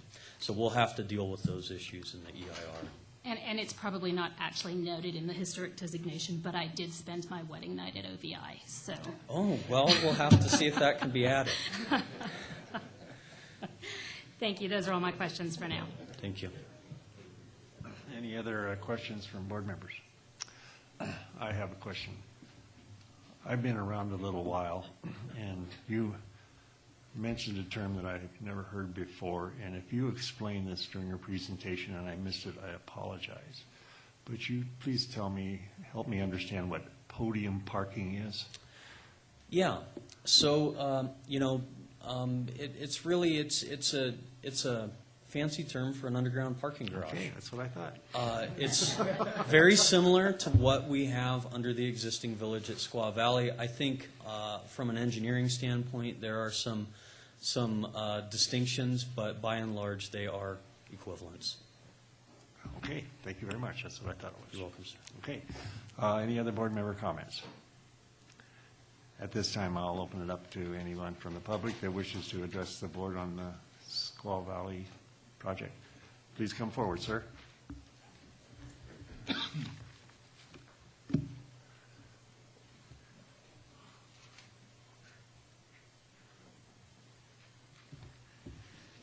Good morning.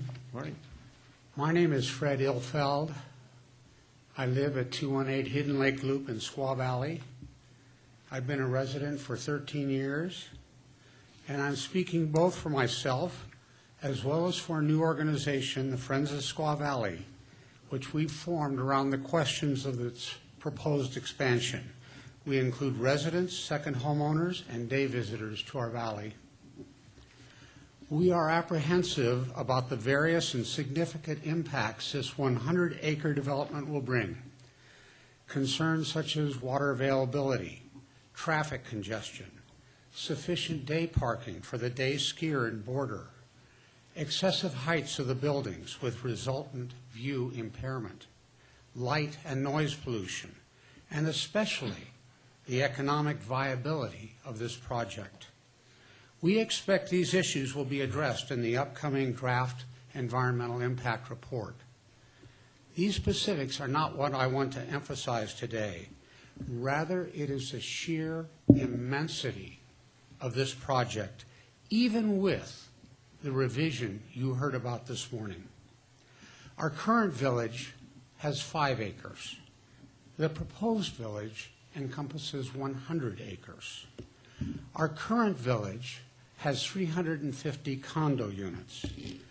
The proposed village intends to add more than triple that number, 1,100 units. While the heights of the buildings are rather a moving target at this point, as you know, given what we've heard today, the higher ones will be roughly 50% higher than the existing buildings in the village. In short, this is an enormous expansion, way out of proportion to what our valley can absorb, and we believe way out of proportion to what the local housing market can bear. We are in support of a thoughtful, economic, and environmentally proportioned expansion of the village. But what is being proposed is not a village, it is a city. One other thing, and that is a matter of balance for our region. North Tahoe is remarkable for its regional character. Each specific location has its own charms and its own traits. Recreational opportunities and other amenities are now spread among Tahoe City, Homewood, the West Shore, Kings Beach, North Star, Truckee, Donner Summit, and Alpine Squaw. To build a mammoth development in Squaw would not just overwhelm our valley, but by its sheer size would imbalance our region, adversely threatening retail and recreational resources in these other portions of eastern Placer County. So many of us love the majestic beauty of Squaw Valley. This is more than a home, but a place for inspiration and physical and spiritual rejuvenation. We beg you to retain this character. For over 50 years, Squaw has been the goose that has laid golden egg after golden egg. You 5 supervisors have an opportunity to improve upon the quality of experience in Squaw Valley. Please don't let high revenues to Placer County from high-rise buildings blind you to this opportunity. Please keep alive the goose that lays golden eggs. Thank you. Thank you, sir. Is there anyone else that wishes to address the board on this matter? Good morning, Supervisors. I'm Good morning. Sally Brew. I live at 1540 Lanny Lane in the Olympic Valley. I would like to just make you aware of what the used to be Mountain Aquatic Adventure Center is. It's now been changed to the Mountain Adventure Center, taking the aquatic word out. Do you realize that this center, which did not show really in any of Alex's slides here, is larger, twice as large as a football field. In other words, it's 132,000 square feet, 6 stories high. When you come into the valley, this will hit you. You'll see it right there.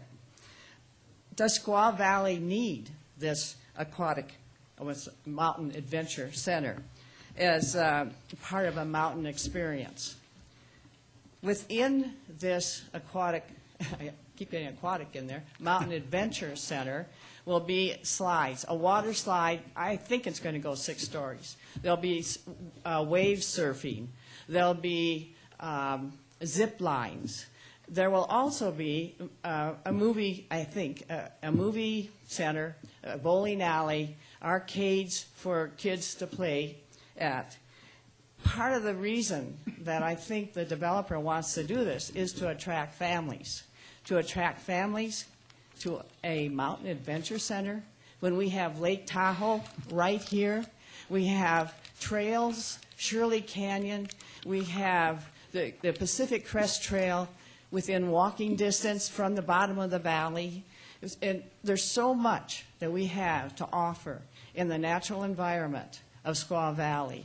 So to me, and part of the Friends of Squaw Valley, the idea of having this center right facing you when you come into the valley is everything, I think, against how our feelings are about the mountains and the aesthetic beauty of the area. I'm not totally against a enclosed swimming area. I don't think any of us in the Friends of Squaw Valley want to shut down this development. We understand this, it's something that's probably needed to bring more people to the valley and more resources to the area. But really, if you look at this plan and see that particular aspect, I would encourage you to think about it as a part of the developer's plan. Thank you very much. Thank you. Sally, before you go, could you mention just briefly, if you're willing, to the meeting on Saturday? Okay. I didn't particularly. One thing I forgot to mention, I first came to Squaw Valley in 1956, so that explains some of the gray hairs. I've been there a long time and have watched the changes. Okay, so I also wear the hat of the president of the Squaw Valley Property Owners Association. Our Property Owners Association does not take a stand. We try to get information out. We're trying to get information out to the communities around, which Fred so beautifully stated, the impact. On this Saturday, Jennifer and Alex are coming to tell the community about the process that one needs in order to have a development. And Chevis also has willingly coming to present some of these changes. So what we have the developer and the county, so that the people attending, and we've opened this up to the community, not just to the Property Owners Association, for people to come and hear the story, because they don't all, I must say, there's a lot of lack of information. And so it's at 4 to 6 at the Olympic Valley Lodge, which is right in Squaw Valley. And Jennifer and Alex will do their presentations for, I guess, about 45 minutes, and then Chevis will show some of the changes that are occurring. We'll have a very short time for questions. But one other thing, you mentioned the NOPs, and every time we have a meeting, Jennifer says, okay, you can now hand in your NOPs at this meeting. We had it originally planned for December 1st, but the weather was against us. So we have told people if they want to add some additional comments to the NOP, they can do it at that time. So hopefully we'll get some more comments, thanks to Jennifer. And I wanted to just verify, it's my understanding that both Michael Johnson, head of our Community Development Resource Agency, and David Bosch will be joining us on Saturday. So Exactly. You'll have, I think, pretty much the whole lineup there. Which is really wonderful. I mean, that doesn't always happen. We have the supervisor and the county people there. It's a marvelous opportunity. And so far, I'm expecting over 100 people. I sort of suspect we may have 150. We've been trying to advertise it. Okay? Thank you. Maybe we'll see you there. All right, thank you. Yes. I would be remiss if not mentioned that, and I apologize, I did forget to mention that Travis Hosey, the Vice President of Development for Squaw Valley, is here today. Okay. So if the board has any questions of him. Are there any other public comments?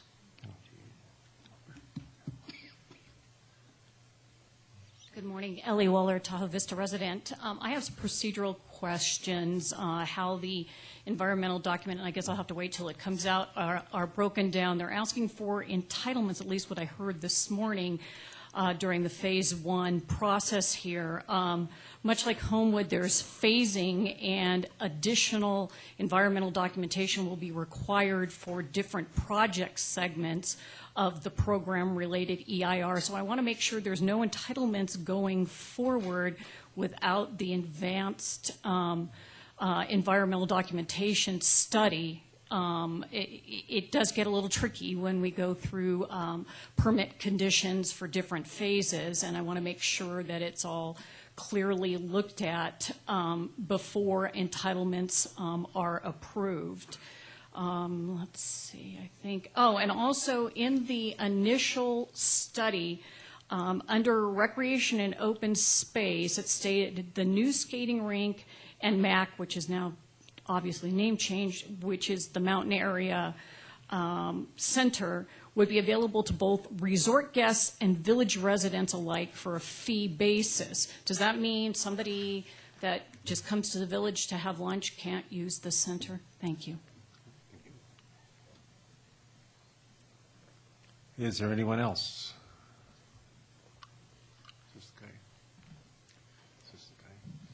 Good morning, or close to afternoon, I guess. Yeah. I'm Ed Henneveld. I'm a 35-year resident of the Valley. I'm a ER doc at the hospital, so I really don't have an economic dog in this fight, but I do have a few concerns, and I wanted to share them now. We're early in this process. The NOP comment period is effectively closed, although you heard Saturday there'll be an opportunity for additional comments to be received, and then we go into the draft DIR. My concern on the draft DIR piece is that it will analyze it'll analyze environmental impacts, noise, traffic, water, aesthetics, et cetera. And I think we look forward to analyzing that with you all and making sure that mitigations warranted, will be made. But two frustrating parts of this to me so far. fall into a category of community character and economic viability concerns. These things aren't addressed in an EIR. They won't be addressed in this draft EIR or the final EIR that will ultimately be approved for this. So just over the top, I'm really not saying no to this project. I just have some genuine concerns. So I put it into the category of spaghetti western, the good, the bad, and the ugly. So the good, another hat I wear is Friends of Squaw Creek chairman for the past 10 years. I've been working to try to get the Squaw Creek improved with enhancements that would let it function more as a natural stream. You heard Alex mention the trapezoidal channel, this 1,500-foot ditch that the Army Corps of Engineers put in for the 1960 Olympics to effectively dewater the upper end of our streams. And it just can't work. Now what we have is this developer actually proposing, perhaps encouraged by the county, but nevertheless proposing some exciting conceptual restoration plans that are in process right now. And I've had some previews of them, and I'm really excited about that opportunity. So the good could be that we will see the floodplain expanded, sediment loading reduced, and improved in-stream flow is something that we've been working for 10 years and have very little traction on beyond a few plans. Ultimately, I'd like to see, the EPA remove Squaw Creek from their 303D listing as an impaired stream. A wonderful goal and might be accomplished. The bad, well, this has to do with process. And again, I'm not really here to say anything more than I'm very frustrated that I almost feel disenfranchised that we've got a community plan. I thought it was a general plan, but nevertheless it's a community plan and a Placer County plan that's helping to guide this, but it's silent on a lot of pieces. And so now we have this process that I guess is normal, but I feel frustrated with, that for this developer comes in with 2 years experience in the valley and dictates the future of Squaw. Basically, we're going to have a water park and a roller coaster coming in, and that's the default position. It's not really what necessarily the community would have chosen if we had the forum to develop our own community plan, plan our own future. So there's controversy here. Let me just wrap up because you need to hear about the ugly as well, and this is my biggest concern. The ugly is more of an outcome thing that won't be developed or won't be analyzed in the EIR. And again, it was alluded to, but economic viability. This project poses real economic risk to the community and to the region. And there must be a better way than just throwing the dice and hoping that this is a successful project. And I'm not sure the answer here, but someone at one of our MAC meetings, and I sit on that board as well, said, what's their exit strategy? What happens if all these 1,000 tourists don't show up, that they're not enamored with a water park in Squaw, that they don't want to really ride a roller coaster more than once? This developer has a vision of what he thinks will be regionally sustainable, locally sustainable. But I just have some concerns about what happens if, they're wrong. And what I really think we need, and apparently it's not in the EIR, apparently you guys aren't going to fund it, but we need an economic analysis, both of the local market and a regional impact analysis. This has been alluded to in some previous concerns, and I think that it's something that really would make this less risky for our community as we move forward. An outside, independent economic analysis to assess the viability of this plan, to reduce the risk as we go along, to make it safer and successful for all of us. Sorry for going over time, but all right, thank you. Appreciate Important it. issue.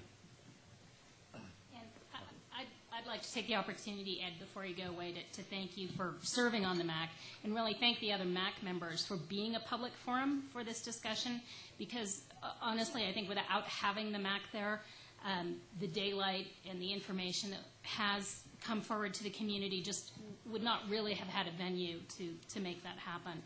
And I am thankful for your commitment to making sure that whatever ends up happening in the Valley is something that is going to be beneficial to everybody. Well, thank you for that, and I think everybody knows that we have our Squaw Valley MAC meeting the first Thursday of every month, and Chavez and the development team has come regularly for the last 6 months and will continue to come to make publicly available, what's going on, and then people can decide So it's a good opportunity for people to learn more about the project. Thanks, Ed. Thank you. Anyone else wish to address the board on this issue? Good morning, Chair Holmes and Board. Thank you for coming up into the mountains and letting us review the latest and greatest on the proposed project. My name is Peter Van Zandt. I'm the Field Director for Sierra Watch. And one of the questions we've been asked lately is what is our interest in Squaw Valley, or the proposed project in Squaw Valley. And I think a little history is in line here. Sierra Watch has worked a long time to establish collaborative land use plans and conservation outcomes in Martis Valley and Donner Summit. And we thank the board and Placer County staff for the support of the recent major acquisition on Donner Summit. Jennifer, applause, please. And keeping the preserved lands a garden bar above water. I think those are two very, very significant advances for our region. Now in Squaw Valley, we're looking at this proposal, and we're seeing a proposal like we have not seen before in the Sierra. The Friends of Squaw Valley have addressed some of these issues. And I'm sure you and the MAC will continue to hear them, and Alex will certainly hear them, and thank you for your presentation, as always. We, Sierra Watch, we're undertaking our own assessment of these key issues. Primarily, we're asking what's at stake, what's proposed, and what makes sense for Squaw Valley. And in that, we're working with community groups and agencies, of course. And our goal, as it is in other parts of the Sierra and has been, is to help ensure responsible planning that respects the incredible resources we have here and in the irreplaceable values of the Sierra Nevada. To that end, the good news is I'm finished with my remarks, except, well, you know, I gave Ed some of my time, but he didn't know it. Anyway, but we are looking forward to the EIR, and we look forward to addressing you further as this process proceeds. Thank you. Thank you, Peter. Anyone else? Yeah, I was just going to call the applicant come forward. Hi, I'm Chevis Hosey. I'm Vice President of Development for Squaw Valley Real Estate, LLC. Thank you, honorable members of the board, for letting us present to you today and bring you up to speed on our process here with the valley. I'd like to go through and be as quickly as possible and cognizant of your time why this project is important to our company and why we'd like to have your consideration and approval of the project eventually. And this is so why the village of Squaw Valley? We have two objectives with this project. One is that we have one of the greatest mountains that I think all of us enjoy, and now with the combination of alpine meadows, over 6,000 acres of ski terrain, some of the best terrain in the world. This is one of the best ski experiences in the world. Unfortunately, most of those ski experiences, the vast majority of those ski experiences, and I'll give you some data in that regard in just a moment, involve a car. And you know, as you think about it, when you look at the impacts, the environmental impacts that will be associated with that are being analyzed with this project that are out there today, a lot of those come from cars, traffic, parking, and emissions, all those things. We're trying to reduce that dependence on our ski destination experiences by car. So to compete with the top alpine destinations, to be your resort in your county, to compete with those international destinations, we need a quality destination experience that's comparable to Whistler back home, that's comparable to Vail, to Zermatt, and all the great Aspen and all the great ski resorts in the country. Today, we have 900 bedrooms, and I'd say that, 900 rooms, and I call it sort of moderate types of quality rooms within the entire Olympic Valley for you to stay. So let's go through the math of this particular weekend, of an MLK weekend, a 4-day weekend. We have a lot of people in for 4 days. If every bedroom in that valley was occupied with 2 people this weekend, that would be a total of 1,800 people that was skiing on that mountain. So say we're averaging probably about 10,000 skiers at Squaw Valley this weekend. So the other 8,000 people came there by car at an average of something like 1.5 to 1.6 people per car. So that's how you get that 4,500 cars that are kind of coming in there and every day. When we add these 2,000 bedrooms, 2,100 bedrooms to that community and a high quality, much higher quality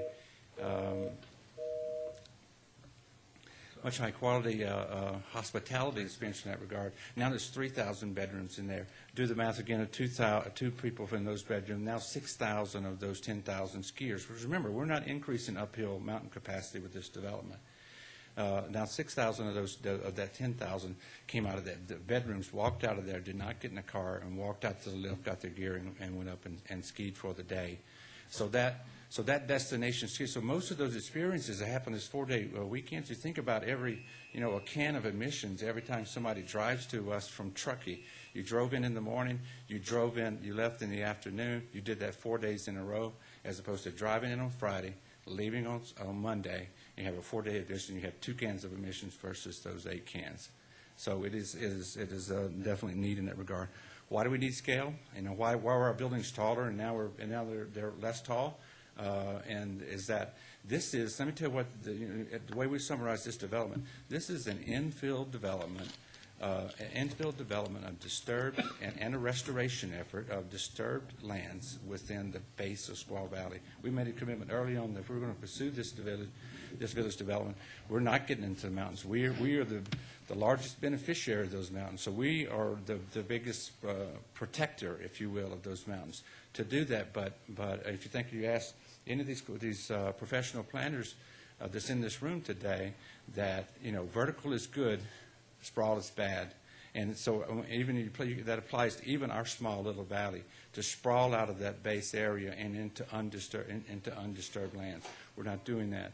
We're saying within, if you look at this footprint, which is about 50 acres of vertical development out of the 100, then it is all within existing disturbed lands and mostly parking lots, if you will, turning those into beautiful buildings and undergrounding that parking. So a couple of other things about, I talked a little bit about traffic.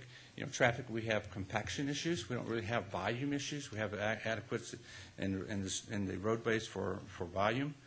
So the issue is everybody wants to come. The mountain's open at 9. Everybody wants to be there at 9. The mountain closes at 4. Everyone wants to leave at 4.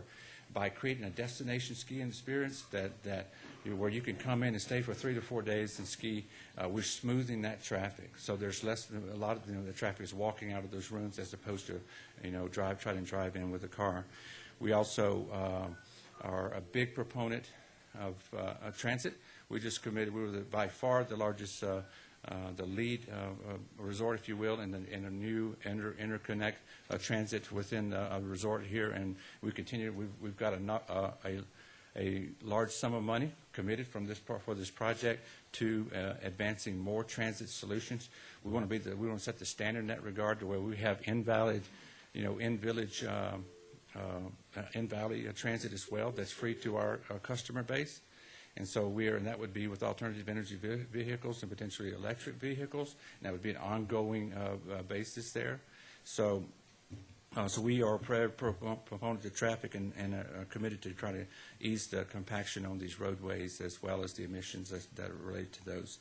I won't talk much about water because the PSD, Mike Geary and his team are in, we've completed our science. The majority of our science related to water. Obviously, that science for us to be proceeding with this project it gives us the confidence that there is adequacy of water. Mike is the final, and his team and his board is the final determinants of that adequacy of water, and they're in their process now for the water supply assessment, so I don't want to interrupt that. You heard about the Squaw Creek restoration. We're very much proud of that, if you will, and we're committed to do that in the first phase. We're actually anxious to do that. And the one thing I'd like to make about that is not a project impact. That's not, if you look at the project, if you were to analyze the impacts on the creek from the project, it's actually positive. We'll be creating less sediment into the creek than exists there today from those parking lots. Water quality standards going up for the dispersed into the aquifer and/or Squaw Creek. So we are proposing. This is essentially a project, but it is not related to mitigating impact for that. It's something that we need to do for the Cree, something that's long overdue, and we're happy to support that. You hear a lot about the economic analysis. I can give you just a little bit about this, and just to hope to give you some confidence in this. We are owned by a private equity firm called KSL Capital. We're an investment for that firm that they manage along with others. They are solely in the business of managing recreational assets. There are floors in Denver, Colorado, of some of the best analysts in the world that analyzed and made a decision to acquire this asset, and now analyzed and made a decision to expand this asset. So there is volumes of analysis that have been prepared to make sure this, some of which we can make public, some of which we cannot. But this is the other thing on jobs and revenue. This is a project that creates over 3,000 full-time jobs. That is very needed in this basin. You know, we don't hear a lot of this about this in the press or in forums, but this is one of the, some of these areas here from where our employees come, some of the highest unemployment areas in the country. And we're in need of these jobs. This is also, in terms of revenue for you, the state, schools, and others, over $30 million annual revenues with this project that is definitely needed. A lot of that's coming back. There's also over $100 million worth of infrastructure improvements to Squaw Valley that are associated with that. And I'd like to say, why would we be successful? The only thing I'd ask you to do is don't compare us to the failed developers within this valley. Compare us to ourselves. Go online, look at our KSL Capital and KSL Resorts operations to where we've been developing for the last 20 years, and look at those results, because without exception, there are no failures. There's no undeveloped properties. They're healthy, busting. We've sold some of those resorts over time, but to give you a short list of those, it's the Del Coronado in San Diego. It's La Costa, where I was just developing before. It's La Quinta PGA West in Southern California. The Grand Wailea in Maui, Doral in Miami, the Essex in New York, the Belfry in England, Grove Park Inn in North Carolina, Rancho Las Palmas in the Coachella Valley, Royal Palms in Miami, Barton Creek in Austin, Homestead, a wonderful historic resort in Virginia, and give you an idea of what we do. And we've done development at that area to give an idea how we are sensitive to those historical resorts when we're doing those. Club Corps, the largest golf company in the world, the Western Athletic Club, the largest athletic company and fitness centers, super fitness centers on the West Coast. So we just ask you, take a look at those and see how we've done with those, and make your decisions about the economic viability of this project. With that, thank you for your time. Any questions? Supervisor McCombie. Chavez, thank you again for being willing to show up and have these discussions publicly. I think it's really important that everybody, or as many people as possible, get to hear all sides of this discussion. I think your point about the successful projects that KSL has done is a valid point. One of the questions that is raised by people all the time to me is, yeah, but have they ever done a ski resort? Mm-hmm. Is it different from a golf club? Mm-hmm. Is it, that's not the word I'm looking for, Mm-hmm. golf course development. Golf clubs are what you use at golf courses. Has KSL had that experience? Let's go through the acronym. S. The S in KSL is Mike Shannon. Mike Shannon was throughout the 80s, and he was the CEO of Bell Associates. The L, Larry Litzleiter, who was my boss and unfortunately passed away a couple of years ago, a great development executive. He was the chief operating officer of Bell Associates during that same tenure, and 20 years before that. Eric Resnick, who is our other chief principal of our company that you see frequently here, he's the principal in charge of this asset. He was the CFO of Bell Associates. So we came from the ownership and the talent of this company at the investment management level came from the ski industry, went into the warm weather because that's where the opportunity has been for the last 20 years, and now the opportunities come back to ski. And so now we, acquired Squaw Valley, added Alpine, in the process of trying to connect the two. We just bought 24% interest in Whistler Blackcomb. We tried to buy the whole thing, so we're pursuing other, that I can't disclose, pursuing other cold weather assets as we speak. So Okay, and then just touching briefly, and I know you know this already, so I'm not telling you anything new, touching briefly on the concern that people have about the economic analysis. I know that there's a pretty robust economic analysis that's been done on your part about, what this would do in terms of what you think would be created in terms of new jobs, benefits to the county. The concern I think that the community has was, I think Fred brought it up initially, is, what would it do to some of the other areas within the region? Okay. And I think that is a legitimate concern for people. There are people in the east end of Placer County, who say, and I'm not saying they're right or wrong, but there's kind of a meme out there that, well, the villages have kind of put the other communities, the other economic drivers, Tahoe City, Kings Beach, at a deficit. Yeah. And I think that's the concern that people are getting at economically, not necessarily the economic viability of your project specifically. That's not a question really for our board to look at, except potentially maybe in one-on-one discussions with us as individuals. We're not a predatory developer. We hear about the impacts that we may have to Tahoe City. Let me give you a little bit of math in that regard. Today, if you look, and it's something that we look at from a fuel mixture standpoint, if you look at the amount of commercial that's in the village today compared to the room product, there's 240 square feet of commercial per room. Which is really, that's a very, very unhealthy metric, by the way, and the reason that village really struggles off-season. Because we're developing so little new retail and F&B, that only about less than 50,000 of all this in this entire project, only less than 50,000 total F&B and retail, new retail within this village development, because it's overbuilt today. And so, and we encourage you to call our front desk and ask, where should you go to dinner tonight? You'll get a recommendation of probably Wolfdale's or West Shore Cafe or some Cottonwood in Truckee.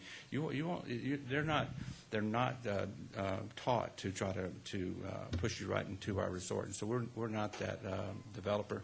What we do need to do is we probably suffer more than any of the other companies in this area in the summertime, because there is not a lot of reasons to go to Squaw Valley in the wintertime.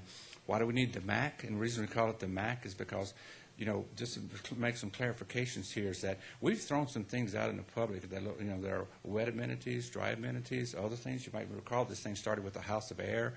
We're throwing those out there to get customer reaction to them. You remember, but also remember that when you hear that most of the folks that are seeing that are locals, they may not have children in tow. So our empty nester side of our customer base, which we clearly want to serve.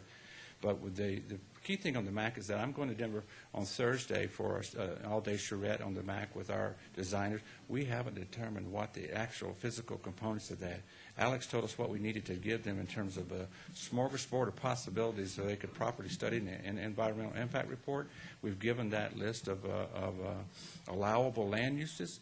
But when we come back from Denver, we're going to come back with a list of here's all the potential toys that go in this toy box, some wet, some dry, and we're going to throw that out in a significant two-pronged research component to let our customers tell us what you'd like to have in that. And anybody here that's got an independent opinion of that, tell us what you'd like to have. If it's nothing, then we'll consider that as well. But we need that amenity to give some folks a reason to come to Squaw Valley in the summertime, because the resort really suffers during that period of time. Yeah, there were just a couple of acronyms in there I wanted to clarify for people. When Chevis refers to the MAC, he's not talking about the Squaw Valley Municipal Advisory Council. This is the Mountain Adventure Center. And then F&B, for anyone who's not familiar with it, it's food and beverage. Just try to keep the acronyms to a minimum. Whatever ends up happening, I know one of the things that really is a fairly substantial draw to the existing village in the summers is Blues Days, and I hope that that continues whatever happens with this project. Me too.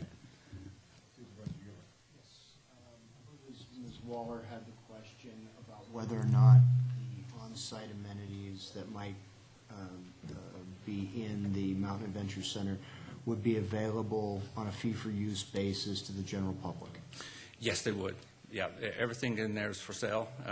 So it's and at different rates. In addition to that, we are creating two two programs for our existing customer base. One of our portions of our program is to create what we're accustomed to in our other resorts, which is a real significant membership experience, to where you'll have your own private lounge, you have your own food and beverage area, private lockers, and a really enhanced wet areas, and a really enhanced experience in that regard. Some people don't want that. Some of our existing membership who may be using the mountain less don't want to pay more for it. So we're creating what we call a legacy membership. That'll be a phase of that. That if you today just want a locker, a locker on the snow, we're going to provide that for you. So you can, if you just want to continue to have that same experience of what you have, we'll continue to have that offer for you. We're also creating what we call, we're naming in the interim the 146 Club, because that's the last 3 digits of our zip code. But if you have that zip code, you're our neighbor in that valley, and you allow us to. We know that as much as we will try to mitigate all of the impacts of our development. At the end of the day, we're the big guy at the end of the cul-de-sac, and so we have to come in and out of this thing. We have to impact your lifestyle in some regard, and we want to create something that lets you know that we know that, we acknowledge that, and so that membership will give you prep not only. In several different places across the amenities, either and or preferred access, as well as a discounted access to these new amenities within the resort. Thank you. Any more questions? No, thank you. Okay, thank you. Thank you. Is there anyone in Auburn that wants to address the board on this item? Public comment. Thank you. I've been asked to move up one of our items, Before we move off this item, I do have a question of staff that was prompted by a member of the public spoke. What I thought I heard in terms of the reduction in building height was taking what was 143 feet, taking it down to 97 feet, a 32% reduction in proposed building height.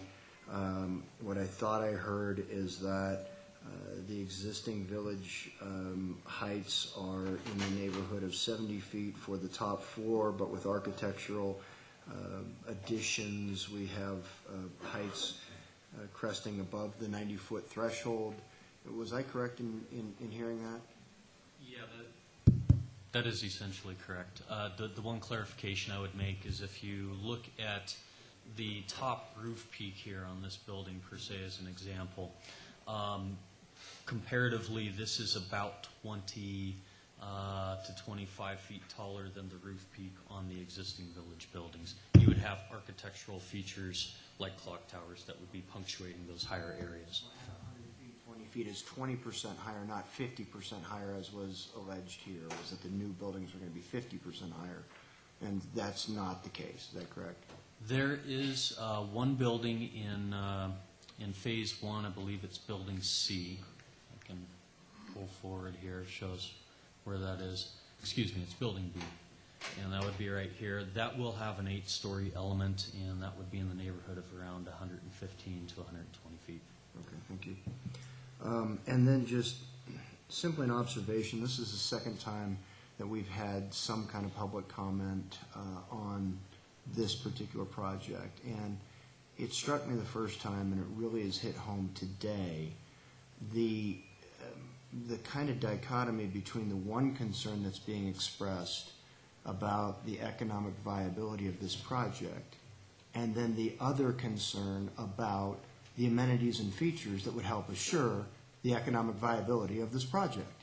And so I'm struck that on the one hand, we're hearing, well, we're not sure that this developer really has a plan for an economically viable project, and on the other hand, I'm hearing concern about the kind of amenity that would attract a destination user that has families that would help assure the economic viability. So it's starting to strike me as a little bit disconcerting to hear those two things being played out over and over. And I'd really, as we move forward, want to continue to get, obviously, the input of the homeowners in the area, but let's have an honest and fair discussion about this as we move forward. Thank you. Thank you. That closes this item. I'm going to ask the board's indulgence to move to item 5C, which is, I had it here, the request for qualifications, criminal justice system master planning services. Becky Regan is bringing this forward, and Captain Wayne Wu from the Placer County Sheriff's Department is with us as well. All right. Okay, where he carries a gun, I'll do whatever he wants. Plus, he's a pretty good guy. He is a good guy.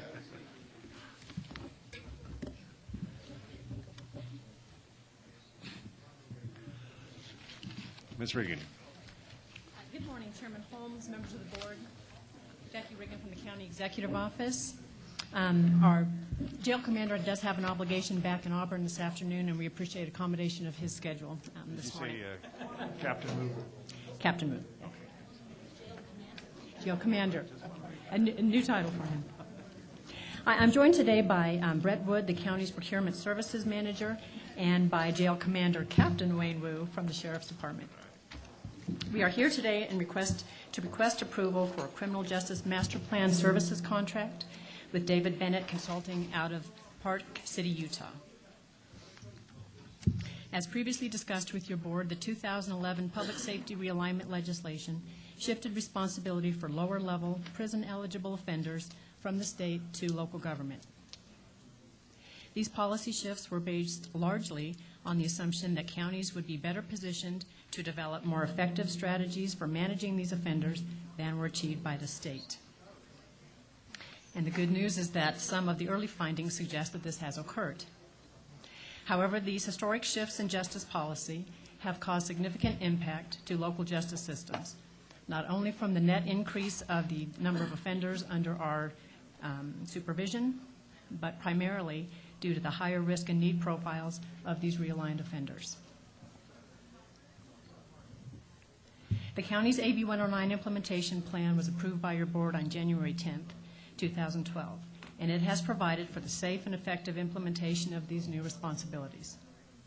However, as we continue into the second year of realignment, the county justice partners are undertaking a comprehensive master planning process to assess the justice system, confirm what is working, and identify areas that may need additional resources or different approaches to ensure optimal functioning of our system into the future.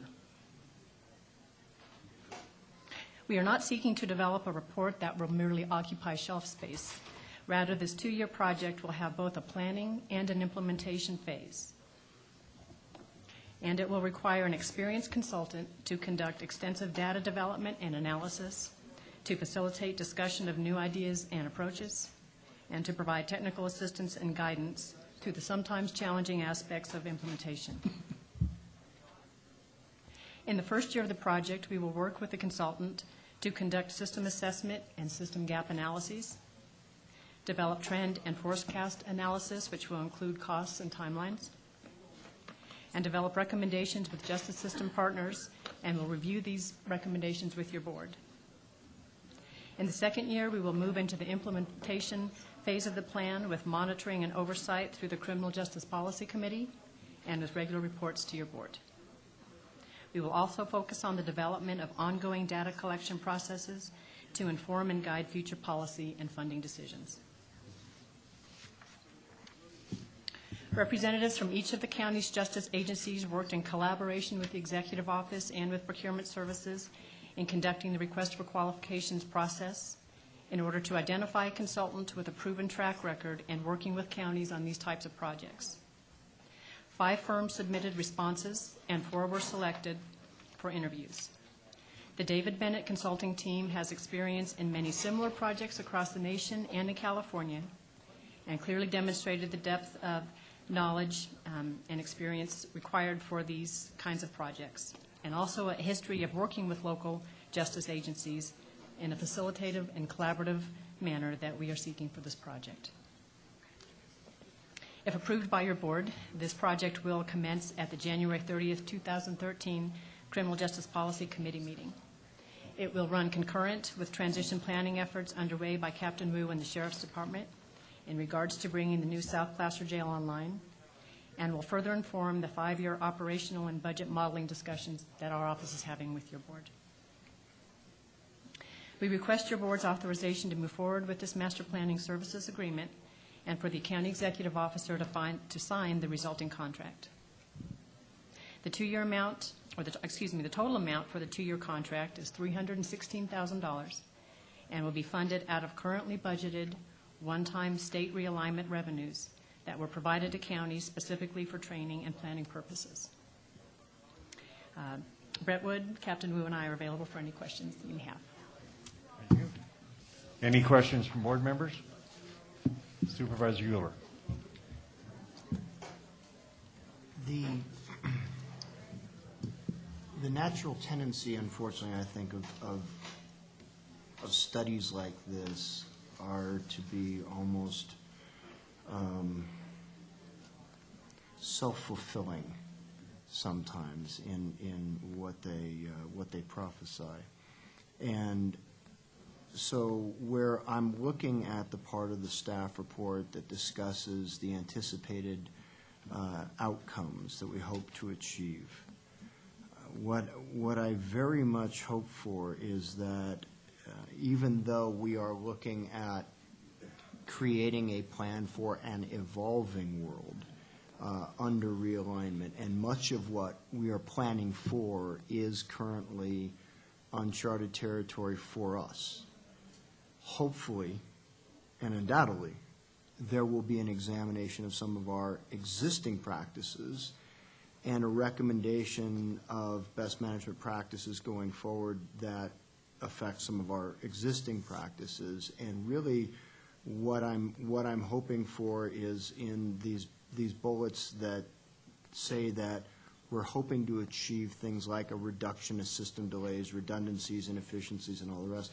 What I'd like to see is that we come back with something that does show real, tangible, measurable, objective system improvements that then have a cost basis associated with them, so that when we're done with this two-year study, we're able to say that was truly $316,000 well spent, and not just we spent it because we had the money and it gave us the opportunity to do this planning, but really be able to show a return on this investment.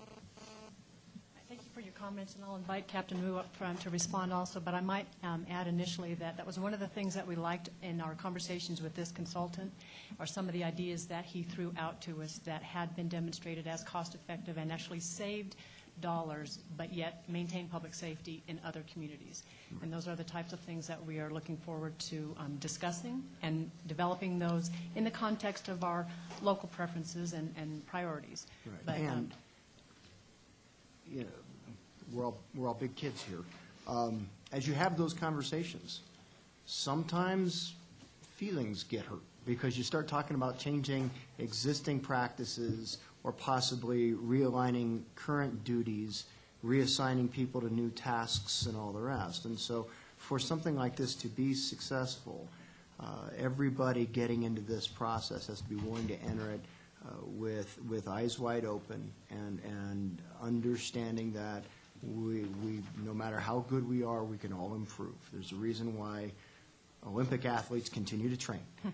So that just hopefully everybody enters this process with that good positive mindset that just because we've been doing it that way doesn't mean that that's necessarily the best way, and let's look at good alternatives.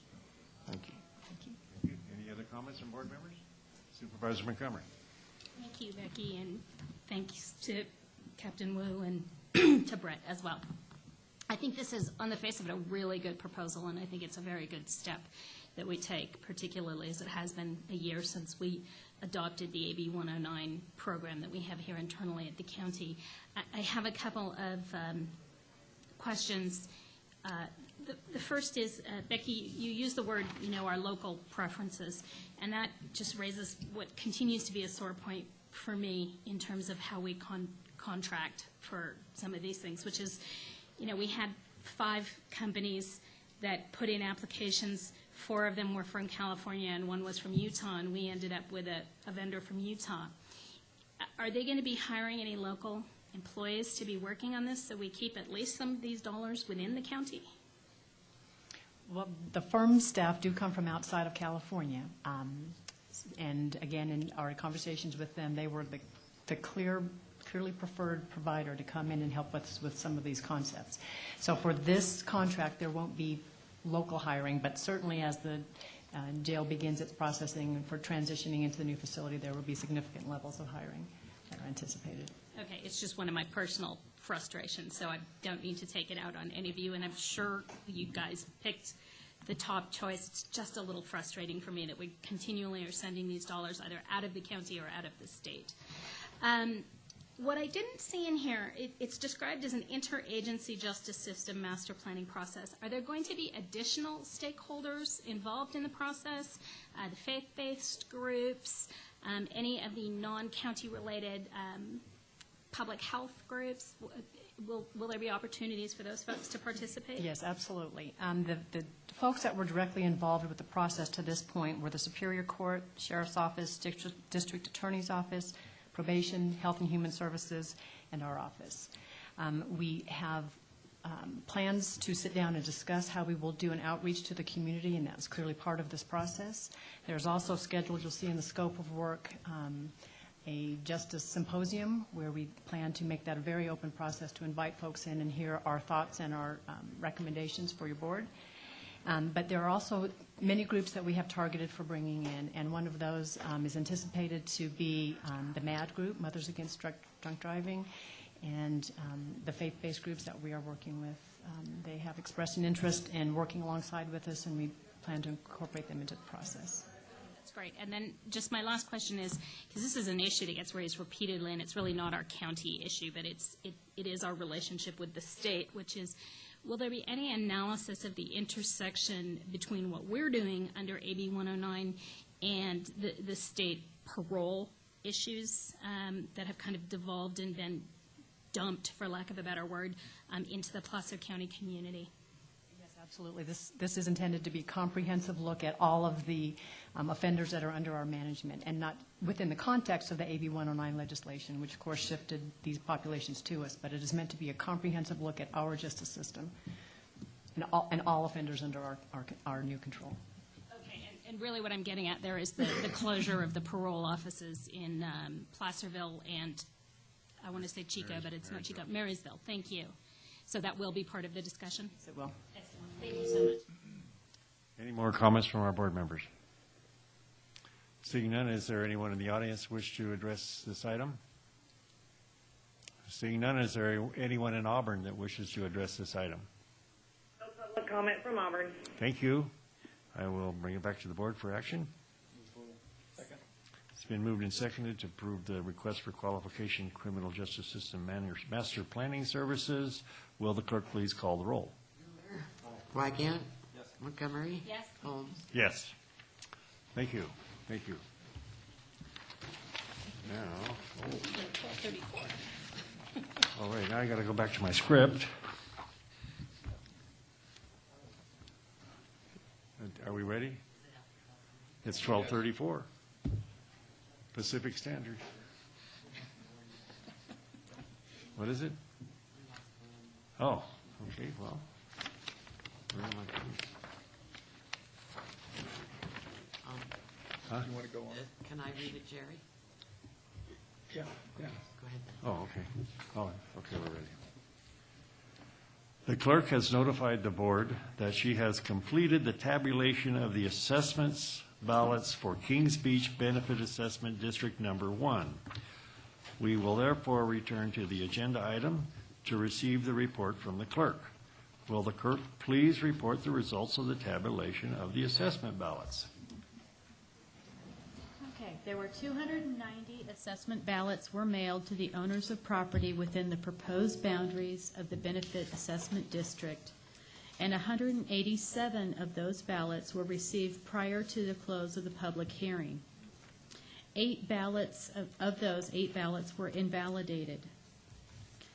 123 assessment ballots representing $78,083.74 of assessments were submitted in support of the levy of the proposed assessments within the Benefit Assessment District. 56 assessment ballots representing $42,930.20 of assessments were submitted in opposition of the levy of the proposed assessments within the benefit assessment district.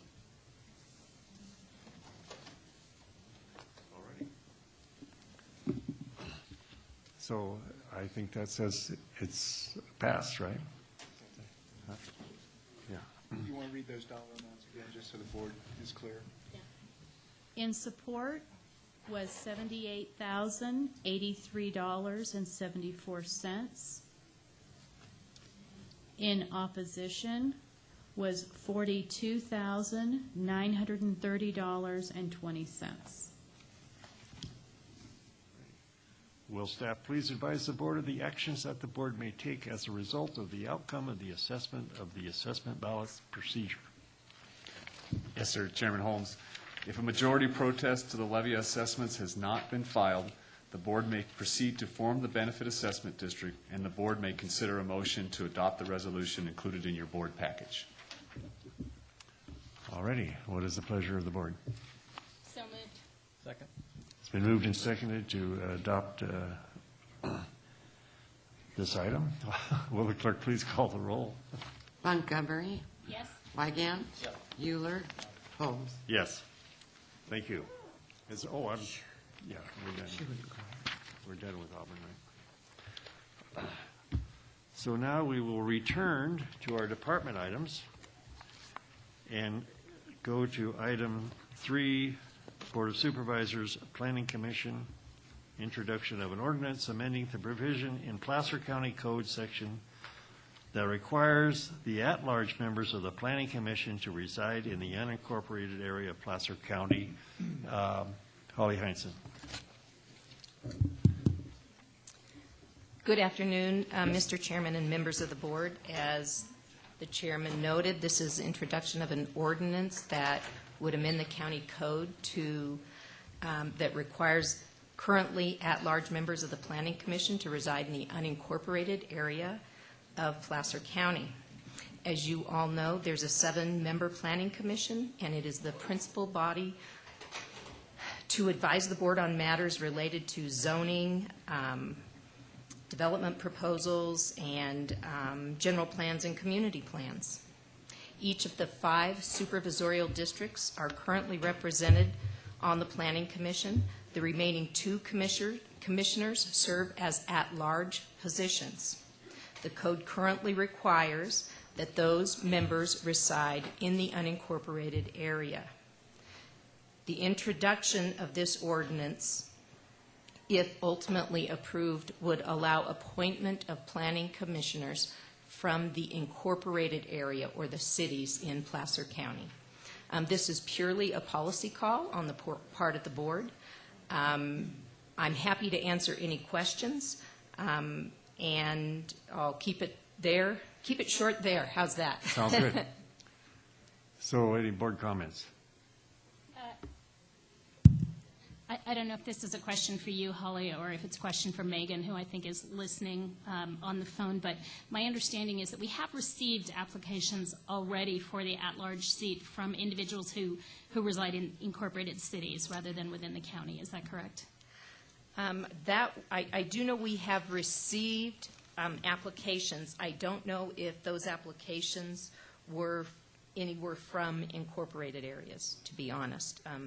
If Megan can answer to that, she can let me know, or Megan, let the board know. Megan?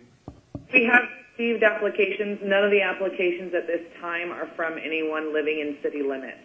Right. Thank you, Megan. So there are none coming from the city limits? No, not at this time. Thank you. And would there need to be kind of a new statement of acceptance of applications if we were to take this action to enable folks to apply, should they so desire? Yes. In fact, the original announcement ran primarily in the December time period. Should your board choose to allow for appointments from the incorporated areas, you would need to re-announce to ensure that those incorporated area residents could apply. Thank you. Supervisor Euler. I know of 2 people who did not submit applications specifically because it was limited to the unincorporated area. And so I think that would be an appropriate step for us to take, is to Okay. reopen that application period. Yeah, I also know of two Yes. individuals from two different incorporated cities who Yeah. would be interested if we did make that change. And we would be happy to do that. I have a question for Megan. Megan, how many applications do we have for the at-large position? Do you have that handy?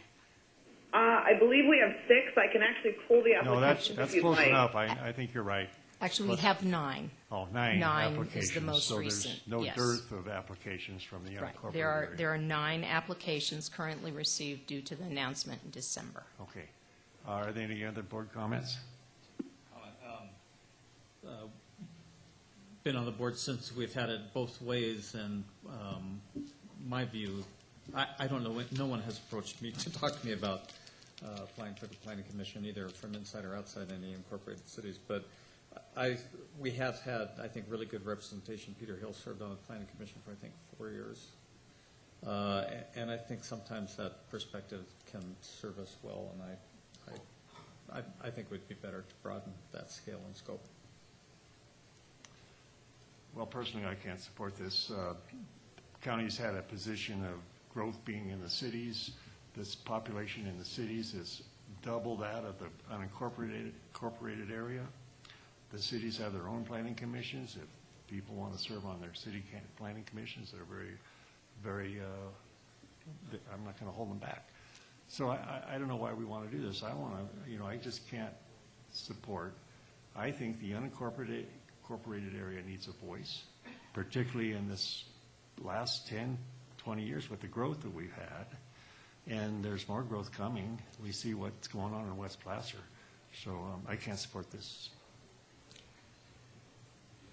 And that's I move approval of the ordinance amending the provisions regarding the at-large member of the Planning Commission. I'll second that. Is there anyone in the audience that wishes to address this item? I'm sorry, I didn't open it up for the public. Is there anyone in Auburn that wishes to address this item? No public comment from Auburn. Okay. There's been a motion and a second to adopt this Planning Commission ordinance. Will the clerk please call us the roll? Euler? Aye. Weigand? Yes. Montgomery? Yes. Holmes? No. All right, we will now move to item number 4, Community Development Resource Agency, Tahoe Basin Community Plan Update.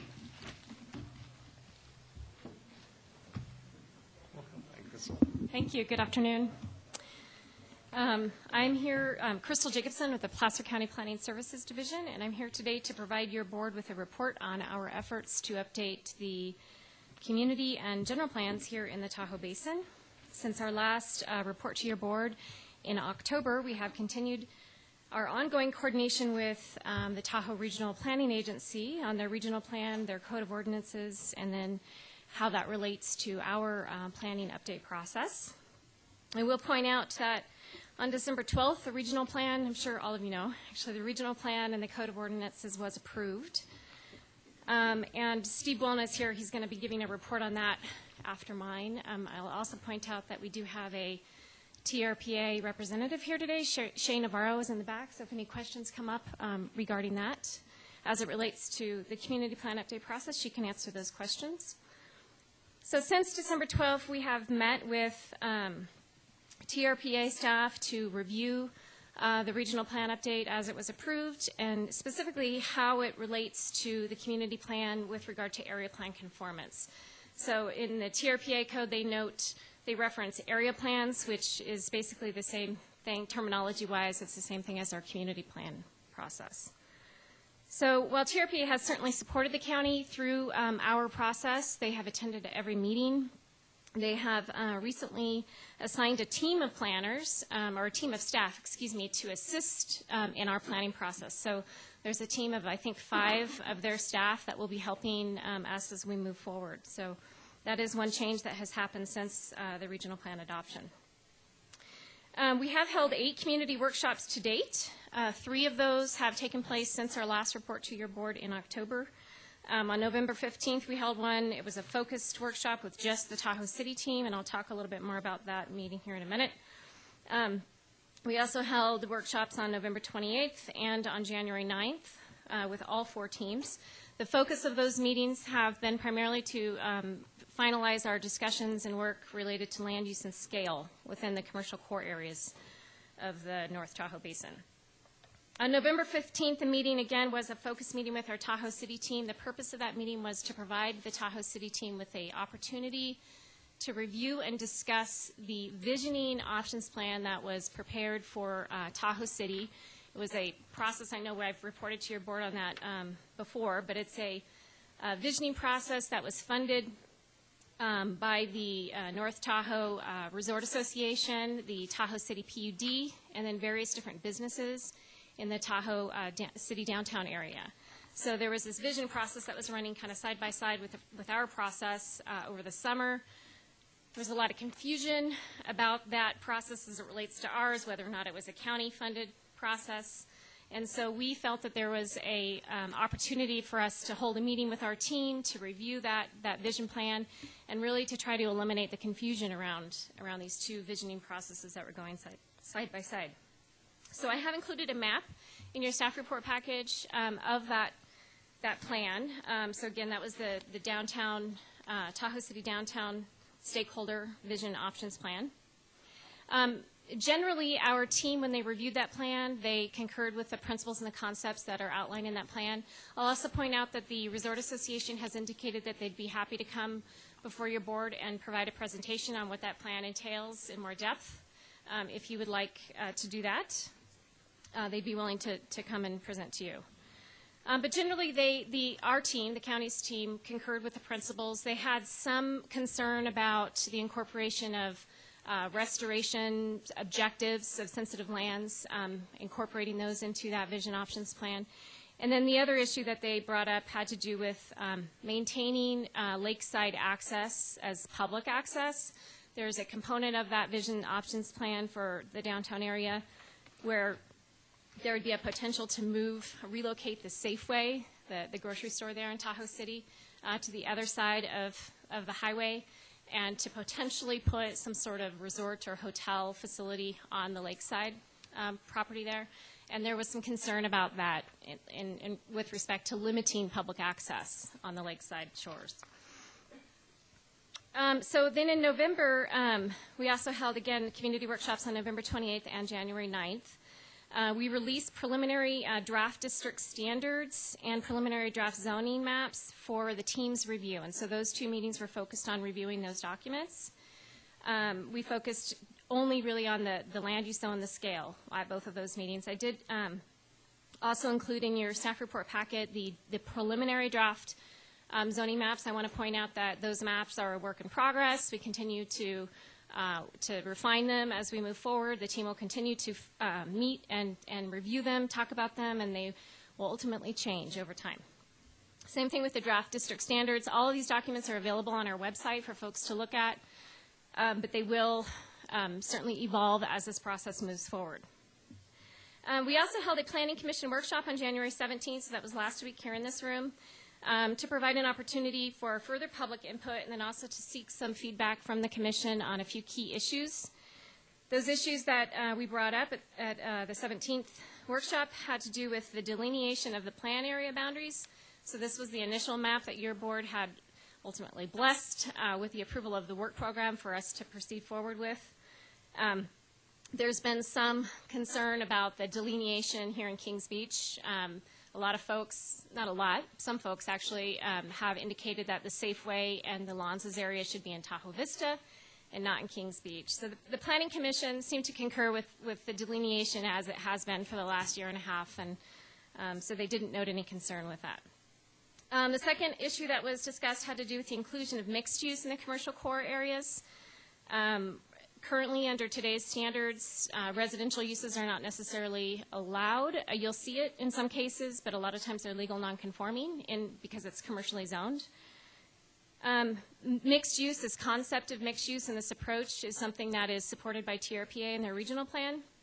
This is an idea that has come up in our workshops and has been a common theme that all of our teams seem to have a desire to include mixed use in the commercial core. So we brought this forward to our Planning Commission, and the Commission concurred with that approach. It is a way to revitalize communities, to kind of concentrate development within the existing town centers and eliminate sprawl in the otherwise rural landscape. We also talked about scale and height standards within the commercial core areas. This was probably the biggest issue that was talked about at the commission. And the commission didn't really provide any specific direction with regard to scale and height, but they did note that we have some more work to do. So we will be back to the drawing board with respect to developing standards for scale and height in the commercial cores. I will point out that there has been a common theme or concern with all of these teams about limiting scale on the lakeside properties in all of the commercial areas, and the reason for that is really to protect view sheds or improve view sheds as well. And then finally, the last issue that was discussed at that workshop had to do with the Tahoe City Downtown Stakeholder Vision Plan. Again, there's been a lot of confusion around that process as it relates to ours. So we provided a report to the commission on that process. I will point out that we will be having additional meetings with our team, so we're not really done evaluating that vision plan as it relates to ours. It may be that our team proposes to include some of those concepts and vision, plan principles into our work as we move forward. And if they do that, we will provide a report to the commission in that regard. So generally, we got some good input from the public and the commission at that meeting. So with respect to next steps, we are moving into our next phase of the work program where we're going to be focusing our efforts on drafting planning documents. So we need to start work on our policy document. We need to further build these draft district standards into comprehensive plan documents that encompass, all areas within each plan area. During this phase, we will not be conducting regular workshops as we have. To date, we've been conducting really monthly workshops. So we're changing that up a bit. We're going to be holding focused meetings where necessary with individual teams instead. So there's a need to sort of separate out and meet individually with teams as we move forward. I will point out that all the visioning work done by the teams has been and will continue to feed into these planning documents as they are developed. And then also the development of these documents is going to be done in close coordination with TRPA. We have continued work on the preparation of a draft background report that will also serve as a background material for the preparation of the planning, community plan policy document. And we are contracting with a consultant in preparation of that document, or for preparation of that document. I will point out that the funding for that document is coming from grant funds from the Strategic Growth Council. It's a planning grant. There was a partnership here in the basin, and part of that partnership includes allocation of the grant funds to locals for local planning. So that's going to be funding our community plan policy document. It will also fund an economic market analysis for the North Tahoe Basin, again, to serve as background material to prepare that policy document. And then in addition, there will be some further visioning for the Kings Beach area. And the idea there is to provide sort of a more in-depth visioning process to plan for the Kings Beach core, the grid area behind the core, and then the industrial area behind that. So all of these documents eventually will inform the district standards as those take place. That's really critical at this point. We focus our efforts on the policy document, again, in close coordination with TRPA so that we can further refine and develop those district standards. So as all these documents take shape, they will be vetted through our county's TAC, which is our technical advisory committee, for feedback on the technical aspects of the plan. And then also community workshops, it's important to note that they will resume after the planning documents are, after they take shape, we'll start to have those workshops again. We will be conducting town hall meetings on a regular basis, though. In fact, we have our next town hall meeting is scheduled for February 6th, 6 p.m. at the Grand Lebacan, where we'll provide a report on the status of the community plan update to the broader North Tahoe community. We will also continue to update the North Tahoe Regional Advisory Council. I will be at their regular February meeting providing a report to them, and then we'll provide updates to the TRPA Governing Board as well. Finally, I will continue to update your board at your quarterly Tahoe meetings, and we'll return to the Planning Commission for further workshops when necessary. So with that, I'd be happy to answer any questions. And again, we've got Shane Navarro here from TRPA if any questions that you might have specific to that process.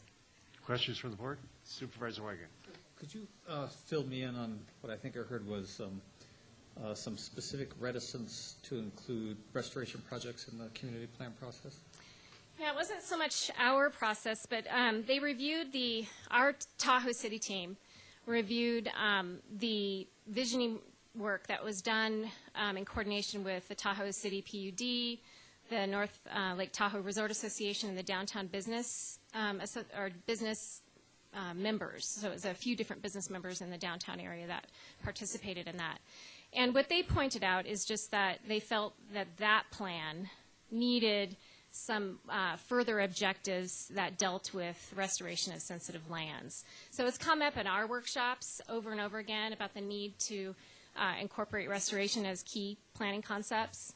They were pointing out that they felt that plan needed additional restoration concepts. It is part of the regional plan as a requirement. Anything else? Supervisor Montgomery. Yeah, I wanted to actually just sort of follow up on the question that Supervisor Wygant just used or just raised in terms of these restoration concepts and projects. And I think it is something that we need to flesh out definitely more fully within our county process. I think I see the fire chief sitting here in the audience, and I just think about Station 51, which is sitting there now, which is in a stream environment zone.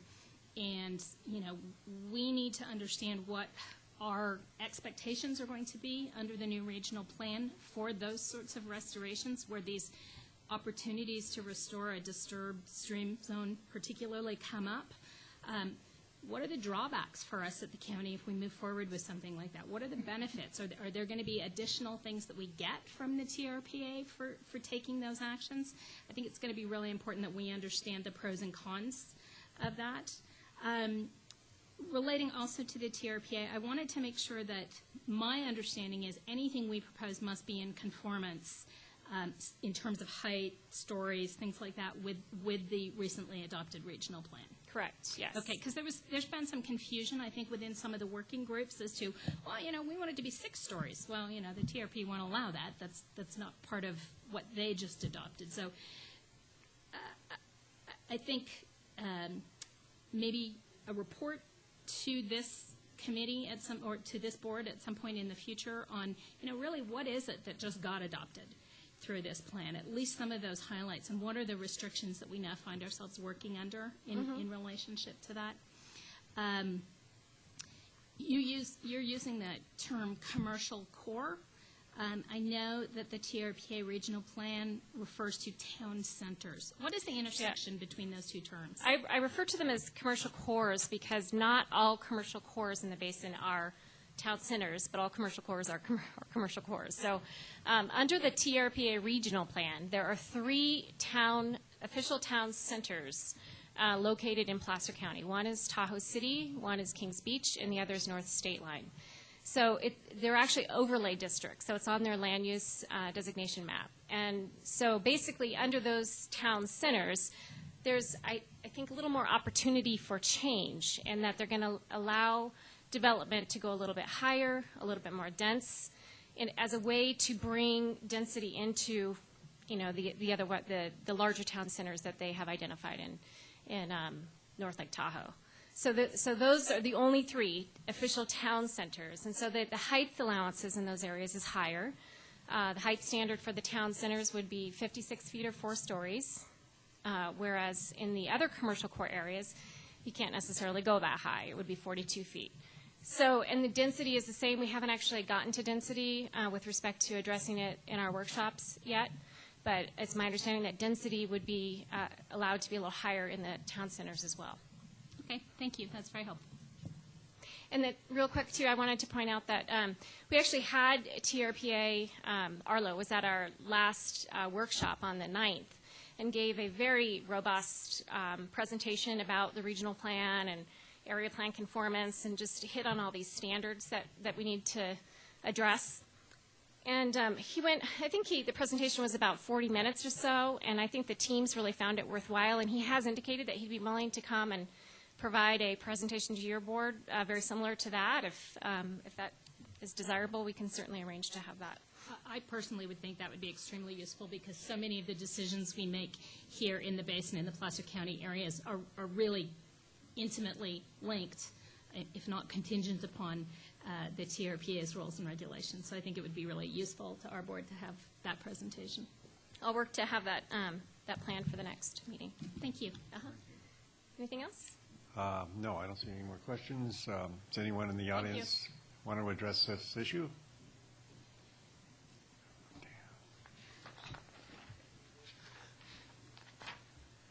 Hello again. Good afternoon, Ellie Waller. I'm a member of the North Tahoe West team, and I just wanted to thank Crystal and the TRPA staff, Shay and Arlo, for answering questions all the time and for providing us as many tools as possible at the Planning Commission.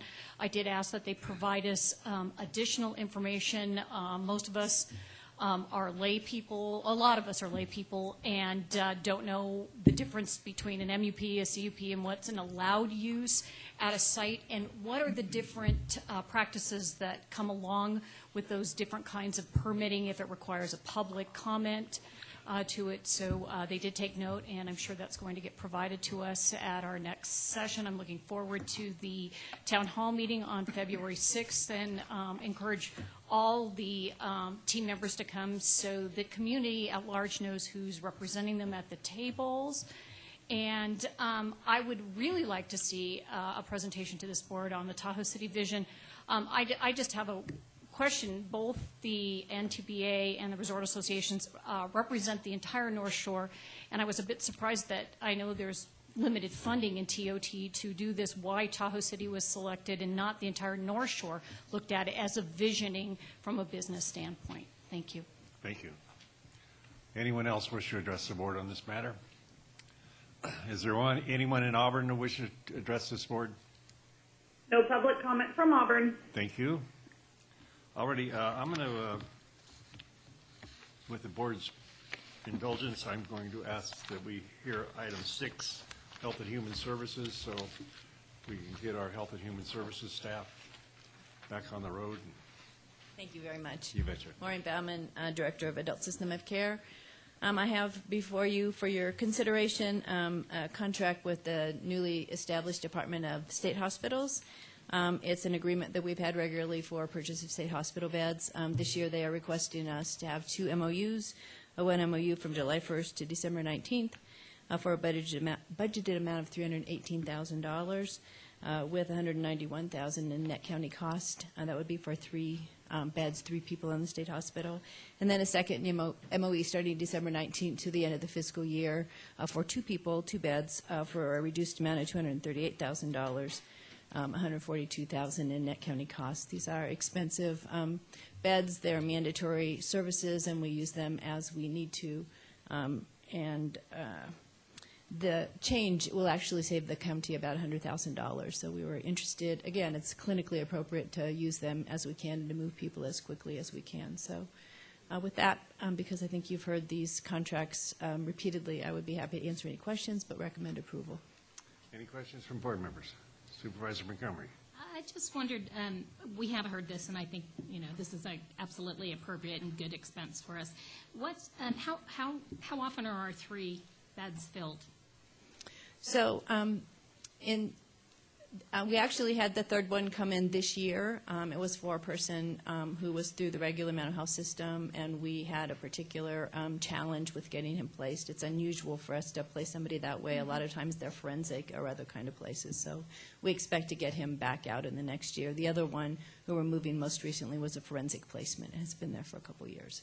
So not frequently, but in this case, it's going to be a relatively short term in terms of stay there. Okay, thank you. Any other board questions? Anyone in the audience wish to comment on this item? Anyone in Auburn wish to comment on this item? No public comment from Auburn. All righty. I need to bring back item. It's item 6, 1 and 2 for action. Second. It's been moved and second to approve staff recommendation. Will the clerk please call the roll? Yes. Montgomery. Yes. Holmes. Yes. Thank you. Now we will move back to our item 4B, Tahoe Regional Planning Agency update. Sir. Good afternoon, Mr. Chairman, members of the board. Steve Yelno with the Community Development Resource Agency, bringing forward an update on the efforts with the Tahoe Regional Planning Agency Regional Plan Update.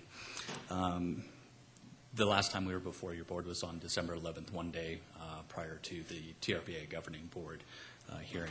At that hearing, we provided you with an update and history on the ongoing efforts and participation with Placer County staff and TRPA moving forward throughout this process.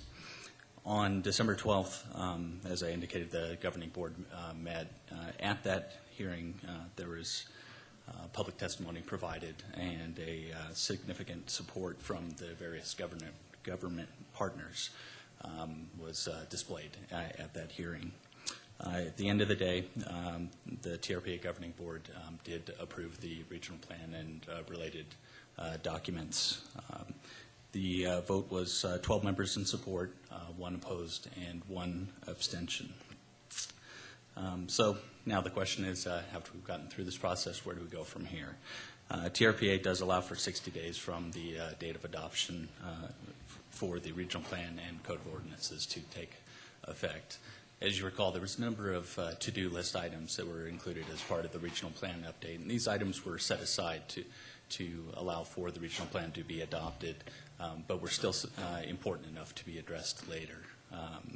Continuing in the practice that we've had working with TRPA staff prior to the adoption, we've also met with them subsequent to those meetings to identify the items that Placer County staff found to be of particular concern to the county. A couple of those items were the transfer of development rights and the individual parcel evaluation system. These 2 items are particularly important to Placer County and vary slightly from the concerns that other jurisdictions may have. So we brought those items forward. A couple of the other items that we discussed in the meeting subsequent to the adoption were the man-modified stream environment zone determination. This was one of the things that Placer County staff was successful in getting, working with TRPA to take a look at and address, and they are in the process of reviewing that currently. So with that, I know I've kind of summarized some of the prior comments since we touched on that with the community plan update, but I'd be happy to answer any questions if the board has any. Any questions from board members? Anyone in the audience wish to address the board on this item? Is there anyone in Auburn? No comment from Auburn. All righty. Thank you, sir. Very good.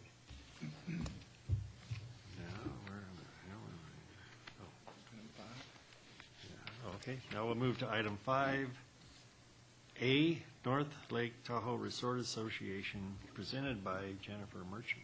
Hello. Good afternoon, Mr. Chair, members of the board, and staff. The recommended expenditure of up to $600,000 in Tahoe Transient Occupancy Tax Funds before you today will support implementation of the Homewood Bike Trail project. If approved, the recommended funding allocation will assist in completion of required environmental studies, detailed design, and initial construction costs. When completed, this missing link segment of the Homewood Bike Trail will connect Cherry and Fawn Streets in the Homewood area, and I believe a photo detailing the proposed alignment is included in your packet, not part of this presentation, which is up next. This section of bike trail, part of the Tahoe City PUD system, is currently incomplete, forcing trail users onto the shoulder of Highway 89 in the Homewood area. The total bike trail cost is estimated at just under $1.6 million. Other funding is likely to come from the California Tahoe Conservancy and also possibly Placer County Park dedication fees. It is currently anticipated that the project will be ready for construction next spring, but actual implementation depends on the Caltrans Highway 89 project construction schedule currently underway, so it will occur no sooner than 2014. The Bike Trail project is consistent with Placer County's Tourism and Community Investment Master Plan and was unanimously recommended for your approval by the Resort Association Board of Directors. Funding will be available in 2014 for allocation to the project when necessary. happy to answer any questions. I do believe there are also folks here from the Tahoe City PUD and Resort Association who may wish to comment or provide information. All right, any comments from board members? Supervisor Montgomery. As always, Supervisor Montgomery, sorry. I did have a question as to how this ties in with the, I believe there was a condition of approval on the Homewood Mountain Resort project for some bike trail improvements. How does this tie in with that? This is a separate project, but those, the condition of approval on that project would commence as required in the environmental document for the project on property of the Homewood project. So this is separate but connected, and I believe that Bob could talk to you a little bit more, Bob Bolton with the Tahoe City PD or Ron Trevis, about how that connection would be made. Thank you. I'd be interested in just hearing that.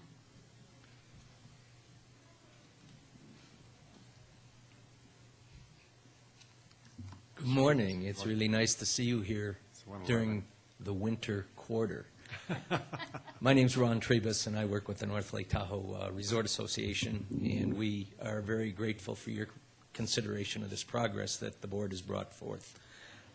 This particular project, as Jennifer mentioned, is about a mile that we're providing a third of the funds for, or a little over the third of the funds for, that's considered the most unsafe part of the current bike trail system that we have here in North Lake Tahoe.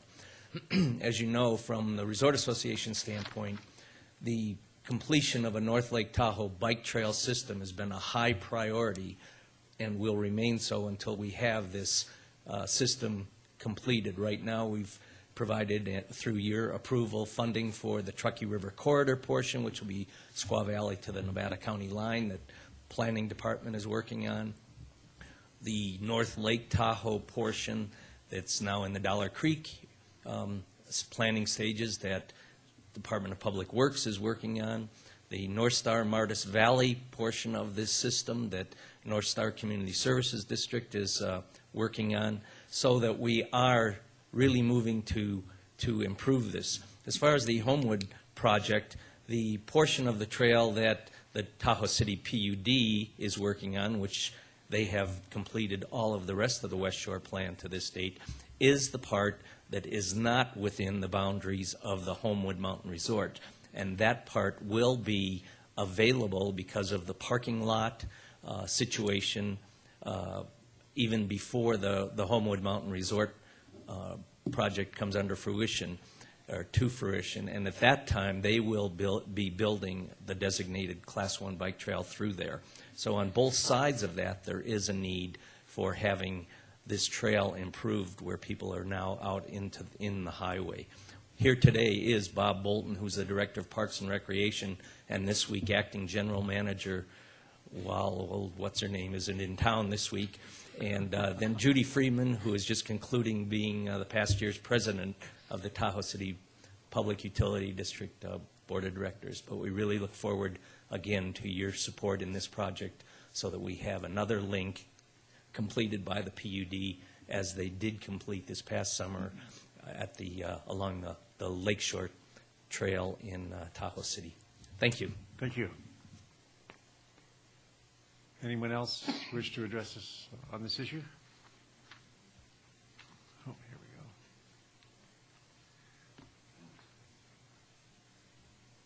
Hi, Bob Bolton, Tahoe City Public Utility District. Did you have a question you need clarified? I didn't really. I just wanted to make sure that I understood that there's really two different things that we're talking about. We're talking about this proposal today and then an additional piece from Homewood Mountain Resort when that project goes forward. That is correct. Okay. And I would like to emphasize the importance of this link, as Ron did. It's a safety feature. We've been wanting to do this for a long time. Really appreciate the opportunity to get this passed and get this funding to put this section of trail in. Thank you. Thank you, Bob. Thank you.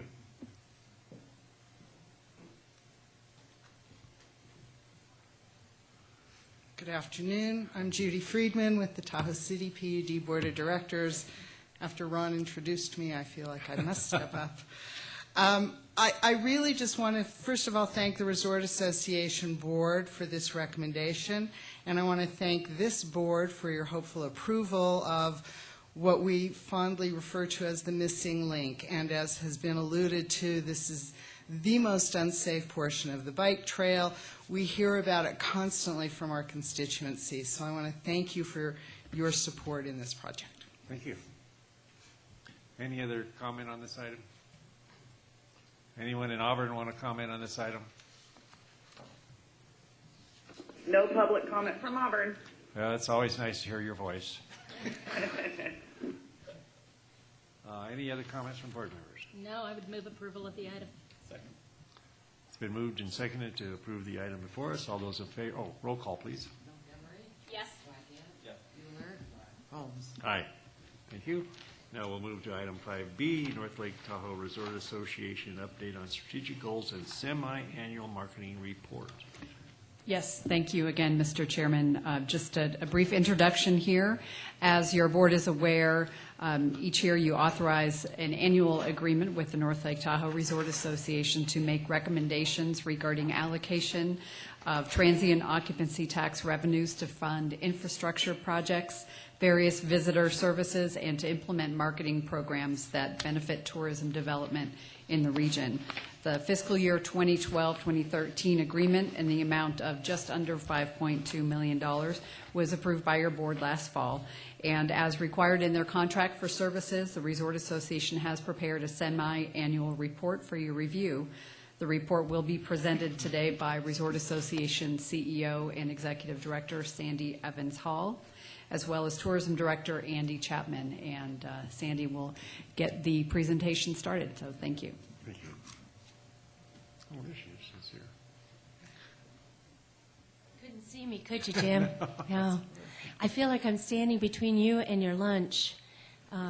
If you wanted to go and grab lunch, we're more than happy to wait a few minutes. And You're worth waiting for. well, thank you, Jim.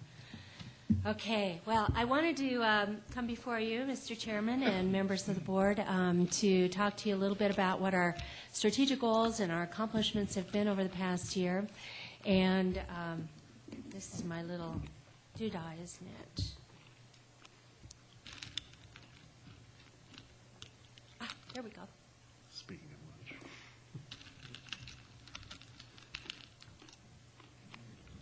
Okay. Challenged. I'm being challenged. We have our mission, which really has not changed, and I just wanted to remind you of what that is, and that is to promote tourism and benefit business through efforts that enhance the economic, environmental, recreational, and cultural climate of the area. We have what I think is one of the best boards of directors really in our recent past and probably in all of North Lake Tahoe, but we've got really some of the key people in all of the organizations around our area that are representing us on our board and providing advice to you as the Board of Supervisors. Our current chair, which really just happened over the last couple of weeks, is now Phil Gillenfar. He's the owner of CB's Pizza and Grill. He's also an architect with Gillenfar Architects, also serves as an FIS consultant with Squaw Valley and North Star, so he wears many hats in our area. Our vice chair is Callie Copley, who has uncorked in Squaw Valley, uncorked in Tahoe City, uncorked in Truckee, and Petra in North Star. And I would say she's kind of an entrepreneur extraordinaire with all of those businesses. Our treasurer is the CEO of North Star, which is Bill Rock. He just recently took that over, and he's giving us excellent advice on our finances as we move forward. We have brought in Valley Murnane as our secretary, who owns and runs with her husband the Tahoe Cross Country Center, and more recently just started the Winter Sports Park on the Tahoe City Golf Course. Our past chair, Ron Parsons, stays on with our executive group to give us sound advice and contain that continuity as we move forward into this year. We also have Andy Worth, the CEO of Squaw Valley, Alex Merlados, who's been with us for many years, Merlados Lakeshore Resort, Eric Brandt with Tahoe TV. We have Wally Auerbach with Auerbach Engineering. Jennifer Merchant provides a great position for us, a continuity with the county. And then Christy Boozman with TRPA also attends all of our meetings as an ex officio representative of that organization. We have a great staff. I have to say that, and this is a little hard to read because it's so light, but this is the wind beneath my wings. While I can stand up here and tell you all the great things that we've done, the we is all of these people here on this slide. CMO, our Chief Marketing Officer, Andy Chapman, handles all of our marketing and promotion and works with a cooperative partnership that we have with Incline Village in Crystal Bay. We also have our Director of Community Partnerships and Planning, Ron Trebus. Director of Sales is Jason Neary. He works on our group sales issues and department, and he has now with him Greg Howie, who just joined us in the past year. Leisure Sales Manager is Jeremy Jacobson, who really does all of our international sales and works with our wholesalers across the domestic United States. We have Special Projects and Events Manager, Judy Laverty. Our Membership Manager is Deanna Fermeni. Visitor Information Services Manager is Emily Detweiler. This is a new department that we really created in the last 2 years to try and deliver on the promise that we're making to all of our consumers that are seeing our advertising. We have a Visitor Center Manager in Tahoe City of Kim Fable. Our Visitor Information Specialist, we have Julie Jacobus, who primarily works out of the Reno-Tahoe Airport, our Welcome Center there, and Celeste Fournier, who also helped manage our Kings Beach Information Center during the summertime.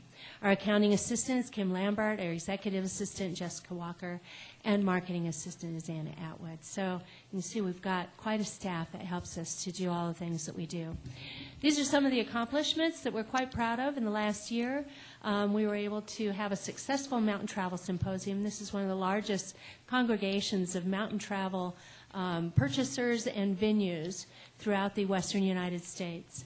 We were able to secure the bid for Ironman Lake Tahoe. This is huge. This should be a 5-year bid, and if we're successful with that, I anticipate that we can go to 10 or 20 years beyond that. Our new creative team, School of Thought, was procured through an RFP process. They are really turning out some incredibly creative things in terms of our winter campaign this year. We have a new salesperson, as I mentioned, Greg Howie. And we did do some intercept research. This is where we actually talked to some of the people that are here visiting our area in the late summer and early fall. This is something that we plan to repeat every other year at least to give us an idea of how we're doing on satisfying their needs and desires while they're here. Transportation accomplishments, we increased our riders and revenue on the North Lake Tahoe Express Airport Shuttle. In fact, we are seeing right now this year a year where we have not had to subsidize that shuttle, which is excellent. We are putting some money towards the marketing and administration of it, but not towards the subsidy of the passengers. We extended the night shuttle along with the Restaurant Association and all of North Lake Tahoe, who said this was something very important to their constituents. So we were able to extend that to 2 a.m. during the summertime, and we have continued that through the winter. We started our first ever water shuttle program, and as you know, that's a 3-year pilot program. We were able to get that started in August, which was much later than we had hoped, but we're excited to be able to get that kicked off the ground much earlier this year and get a full year under our belt so that we can truly analyze what it's going to take over the long term to make that a successful operation. We started our first coordinated ski shuttle. We developed the plan last year, and as I'm going to tell you, this year we have it underway. And we started planting that seed for the transportation vision, which we are also moving forward with this year. Capital investments, we can't do anything without all of our partners, which include Placer County, all of the public service districts. So it's very important that we have all of those people feeding into their needs, our needs, and we all fund this through multiple funding mechanisms. But new bus shelter completed, Tahoe recreation area parking, the North Tahoe bike trail planning, the lakeside multi-purpose trail, the wayfinding signage manual, the transit center, which I think is going to only see its value grow as time goes on. Purchase of the Tahoe City Golf Course was a huge accomplishment in the downtown Tahoe City area. We did a vision process with combination of the business owners and the PUD, and then we were able to successfully pass that TOT for another 10 years. So we must be doing something right. Visitor information was another area that we put a lot of effort into, and we were able to get that new Welcome Center at the Reno Tahoe International Airport, which also serves as a front desk for our North Lake Tahoe Express, which I think is one of the reasons that that has become so much more successful. We opened up a new visitor center in Tahoe City, which really has seen a 200% increase in visitation, significantly over what we had before. We have put out our first seasonal official visitor guide. We put 50,000 in print last summer, and we have now done another 50,000 this winter. New cross-country map, which we have been distributing throughout North Lake Tahoe to really put us on the map as a cross-country destination. We revised our mobile site and increased our traffic on our cell phones and smartphones by 146%, and that is primarily driving that in-market visitor to our businesses and activities. And we have created a lodging liaison program where we're actually going out door to door to every lodging property at least twice each year, working with their front desk staff, making sure that they're taking advantage of all the various things that we're doing. Community relations and county partnerships. We did create a new logo and identity to help people understand that we're all three organizations under one roof. We improved our relationships with the business associations. I'm currently serving on the board of the NTBA as well as the TCDA, and working with Squaw Valley and North Star on their business associations and the West Shore. We have worked with TRPA consistently on getting that regional plan put together and are now working with county planning on the area planning processes in whatever way that we can be helpful, working with your transportation department as we start to develop that transit vision, and legal services in our development of a legal platform that will align with everything that Placer County is trying to do.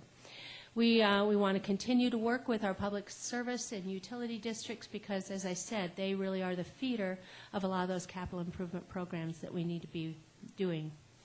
Our economic development and our chamber also have done quite a few things. We did start a lodging barometer, which meant we had to aggregate all of the pillows in the North Lake Tahoe area. We found that we have about 19,000 pillows as a capacity for our visitors.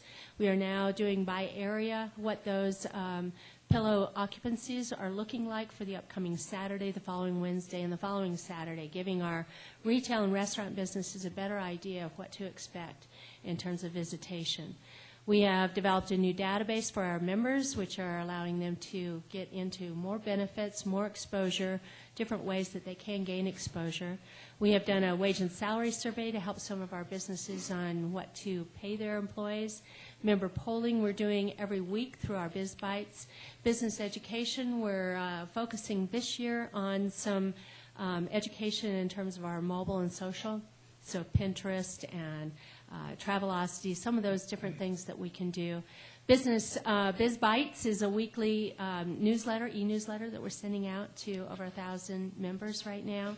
Member-to-member communications, keeping them updated every week on what's going on where and who's doing what. Business consultation we provide free through our offices with the SBDC, the Small Business Development Center. And then we've been working with the Tahoe Prosperity Center on trying to make the Tahoe Prosperity Plan come to life. Whatever you can do or dream you can, begin it. Bolded says, genius, power, and magic in it is one of my favorite quotes by Getha. So as we move into this year, this is something that we're really focusing on. I'm just giving you some highlights. There's a lot more to our action plan than what you're seeing here. And if I haven't already sent that to you, make sure you let me know, and I'll be happy to send it out again to everyone here. Our marketing, we are going to continue with our human-powered sports initiative, and that includes the Ironman. But we're also developing a local sports organizing committee, and this is with not just our North Lake Tahoe area, but also combining with South Lake Tahoe to look at large events like Amgen, which we did in the past, but also like the X Games, which we're putting a bid in this April to try and get that for 2015 through 2017. We're also creating a strategic plan for sales to incorporate more weddings and reunions because we find that really does benefit the smaller lodging. We're going to also be working on a strategic plan for gaining more of our market from the destination traveler. This will mean increasing our capacity on the airlines, as well as having a a mechanism that that destination traveler knows where to go and how to book that resort. So we are looking at some central reservation systems that may help them with that. Some of the key initiative ideas, this was supposed to kind of layer on and really cool-like, but it didn't work. Nordic skiing, bicycling, paddle sports, these are some areas that we see some real opportunity for growth, and so we're focusing on those. We've been pulling all the paddle sports community together, for instance, and really looking at their overall event schedule and trying to see how we might be able to enhance that, make it better, promote it, get the word out more on it so that we can bring more people here and really be the flat lake paddle sports opportunity in the northern United States or in the western United States. We're also looking at bicycling, and I think there's a lot of opportunity around cycling. So whether it's mountain biking, whether it's road biking, those are all things that we think have huge growth. And Nordic skiing, our Nordic map was a piece that we put together to really, as I said, put this destination on everybody's minds as a Nordic skiing place. I don't think there is any other area that has as much Nordic skiing in the various places that we have it at, equivalent to what we have here within a very short drive range. Transportation, we're working on that free shuttle pilot, so we were able to get that put together this season. We hope to be able to continue to improve upon that, and we're constantly monitoring how that's working, who are driving, bringing riders to and from. But we are servicing. Our goal is that you could wake up anywhere in North Lake Tahoe and ski anywhere in North Lake Tahoe without having to take your vehicle. So that was our goal and our vision. Continue our night rider to 2 a.m. and service on 267 year-round is still something that we're shooting for. We'd also like to really improve upon our water shuttle. As we see this year, we're trying to look at new docks that we might be able to add to the system. We know that we're going to have to increase to 2 boats, and that will probably happen next year in year 3 of this program.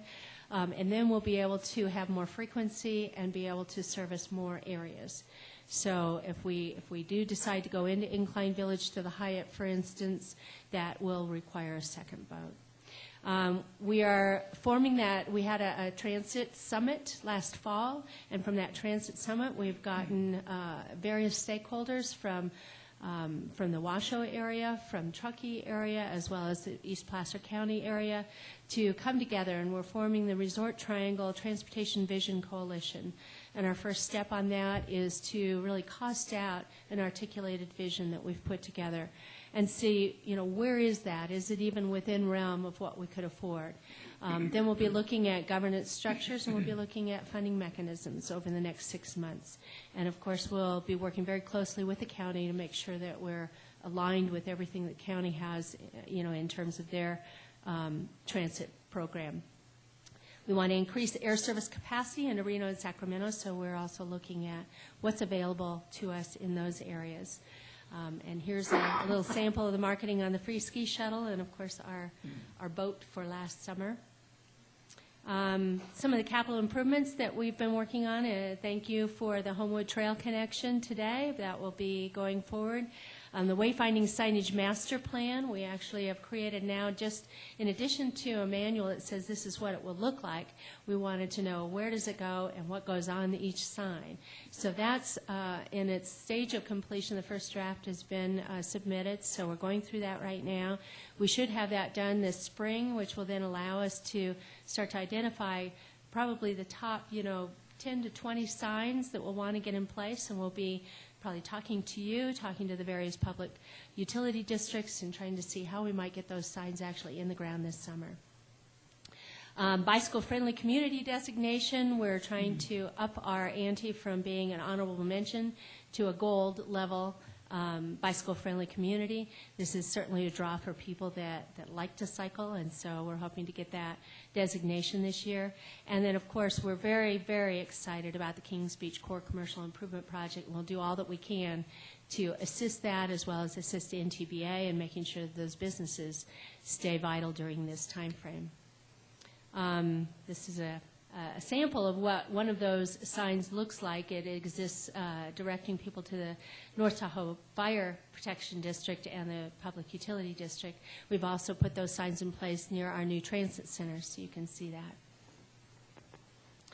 The importance of lodging, and I should say redevelopment at the lakeshore, is becoming more and more apparent. And as I look at, I love to graph a lot of our TOT data and sales tax data, and have been looking at that over the last year. And as you can see, I don't know if this will work, but in all of these 3 quarters, the lakeshore really, falls second place to the mountain.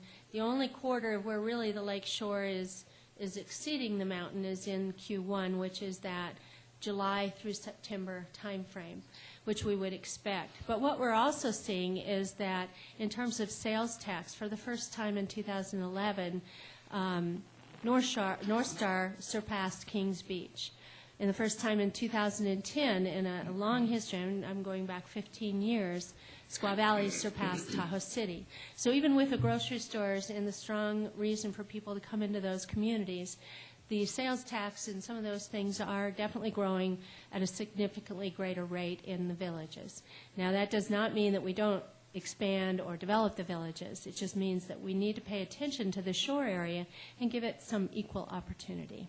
So I would hope through the area plan process and some of the things that we're doing right now that we will be conscious of the fact that what we do now in a regulatory sense will impact whether we are going to continue to see this gap widen or whether we're going to be able to keep pace in the future. Our Visitor Information Center is, like I said, is going great guns. We are now establishing a First Friday opportunity to get to know your basin better. This is not just for our visitors, although we certainly welcome them to attend, but it's most certainly for those people that own homes, second homes, or are visiting our area, but live here part-time. We'd like them to get to know the basin better and feel, that sense of loyalty that we all feel to it. We're going to be establishing a customer service training program that will be reaching out to all of the businesses. We're going to be doing it on a roadshow type of a basis where we'll be moving to them to do it at their business or at their location when they want it, with a quick, 1 hour, 2 hour type of a roadshow that will be getting across how important it is to maintain that friendliness. Increasing our net promoter scores. Right now, our first Intercept research this last year showing that our visitors, for the most part, think that they're having a great time here, and we're getting a fairly high net promoter score, meaning that if they said on a 0 to 10 basis that they would score a 9 or a 10 in terms of recommending North Lake Tahoe to their friends and family, they stand to be a net promoter. If they are an 8 and below, then they are a detractor. Something was wrong. So we want people to really be a promoter, and we have a very high level of net promoters so far. We also want to investigate other sites and means of delivering information to our guests, so we're going to be looking at the Kings Beach area. Right now, I think our little kiosk at the North Kings Beach beach is really not sufficient for what we need to do or what we could be doing in this area. So we'll be looking for a potential site or a mobile location that we might be able to do. We also want to look at Squaw Valley and North Star and to see how we might better service those guests. And making sure that we're delivering that entire picture of what there is to do so that our guests aren't just totally sequestered in any one area.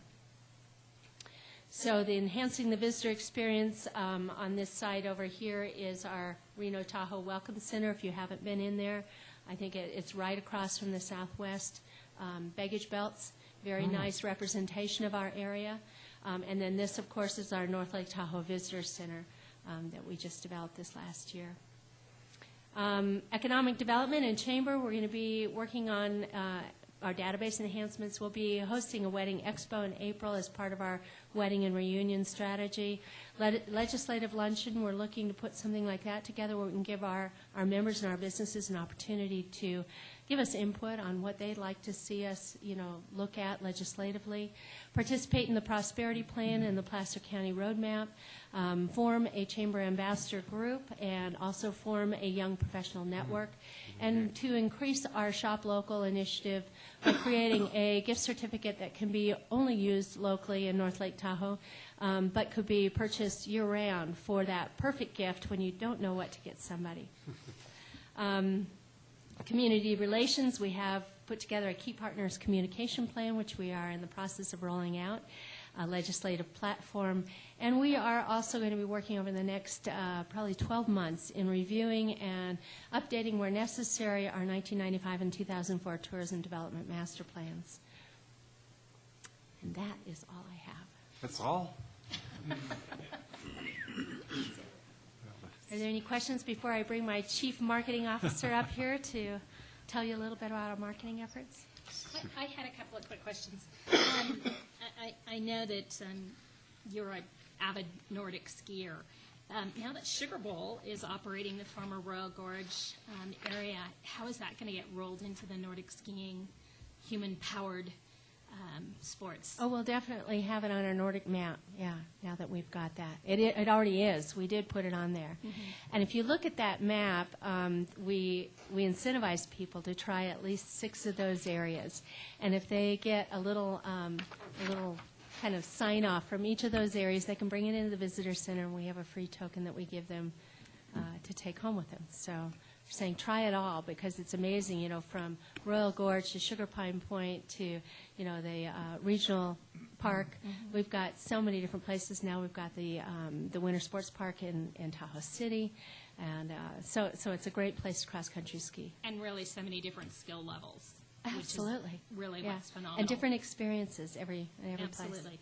I'm sorry that our Department of Public Works folks left, but I know you were talking about the signs, and I think in the past, Placer County has been able to issue a single sign permit for multiple signs, and I'm hoping that's something we can do for this process as well. We did it for the salmon habitat in the west end of the county. We did it for the 20-mile museum up along Old 40 on Donner Summit, and I think this is an opportunity for us to streamline that process for you as well. And we're hoping to do that. We have had great conversations with your staff, with your planning staff, and we're kind of taking a look at it right now to see if a zoning text amendment is something that we need to do, or whether we can do it through a kind of a process that we're able to identify. Great. And I'm sorry I missed the first Fridays. What's the topic for the next one? Do we know yet? Love is in the air, and it'll be Mark McLaughlin telling love stories on Friday, February 1st, with wine from Petra at North Star. Oh, I will so be there. And then on the legislative luncheon and the legislative platform, I'm assuming that you're working with our legislative analysts and staff at Placer County. Yeah, Allison has just been great. Yeah, and so she's approved off on everything that we've done so far, and it really helps us to give direction to our lobbyists to make sure that we're supporting your efforts and vice versa. Perfect. Great. Thank you so much. Incredible amount of stuff you're doing. Just absolutely wonderful. Pretty cool, huh? Yeah, it is pretty cool. It's very cool. All right, thank you.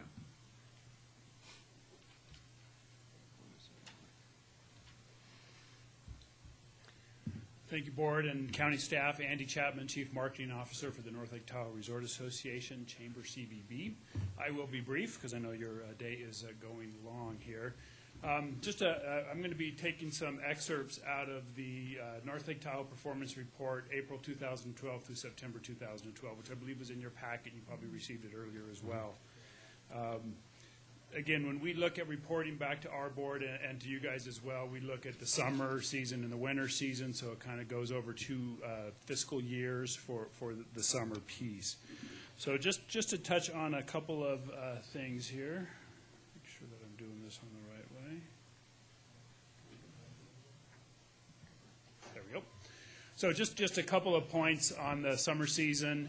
You know, the weather began in early June, which was good. Obviously, the winter season that we finished up last year was one that I'm not going to think much about because it wasn't, frankly, all that great from the standpoint of how it started for us. But what it did, it allowed the summer season to start early. Business came early in June, which was nice, and in late May.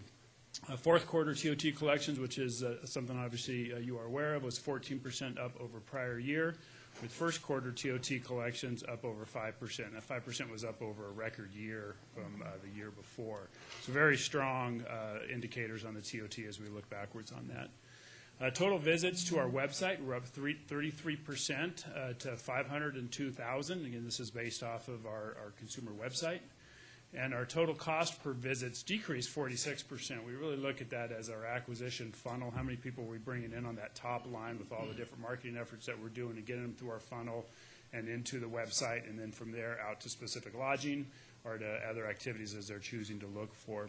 Our top DMAs, San Francisco, Sacramento, Los Angeles, Reno, Philadelphia, New York, and Dallas. We've seen a real increase in Los Angeles over the last few years, and it's a market that we are really concentrating on. 44% of the visits are from California, with 56% from outside. And of those people that are coming in, one of our best ways of tracking referrals to our lodging websites is through our lodging referral process. And we had just over 100,000 lodging referrals go into our various lodging properties that are on the website, which all of the properties are on the website.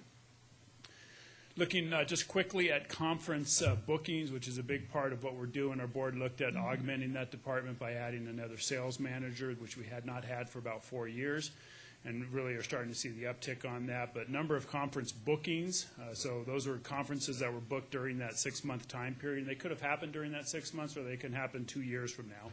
We're up 59%, and related room revenue was up 51%. Arrived conference room revenue was up 76%. So that, again, those were bookings that could have happened during that 6-month period or could have happened a couple years ago, as the larger ones do. Increase of 207% in our Facebook followers. And looking at our media buy, and I'm going to show you a few examples of that, we had 29 million gross media impressions throughout that summer season, and 38 million impressions via our public relations efforts. Public relations is a key component of our efforts year-round. And then also on the media side, we had 218 media inquiries and media interviews. We're going to see quite the spike as I come back to you 6 months from now when we look at the winter season, particularly of this X Games piece that I'll speak at the end here. Some of our marketing initiatives, and I know Sandy touched on a few of these, but really reinforcing the North Lake Tahoe brand position and what differentiates our location, not only to our regional competitors or our local competitors, but to our national and international competitors as well. We are always looking at how are we driving incremental overnight visitation. That is really our key metric. You know, what is our overnight stay? How does that relate in TOT collection, sales tax, and health of the community? That's really what we are looking at increasing. We do work cooperatively to promote the region with our partner in marketing up here with the Incline Village Crystal Bay Visitor Bureau and the North Lake Tahoe Marketing Co-op, where we combine our marketing dollars to market this region as a single destination as the consumers view it that way. Increasing conference and group sales bookings, special event sponsorships is one that we've touched on with this board in the past. Ironman is a great example of that, and working very closely with those guys in anticipation of that event about 7 months from now.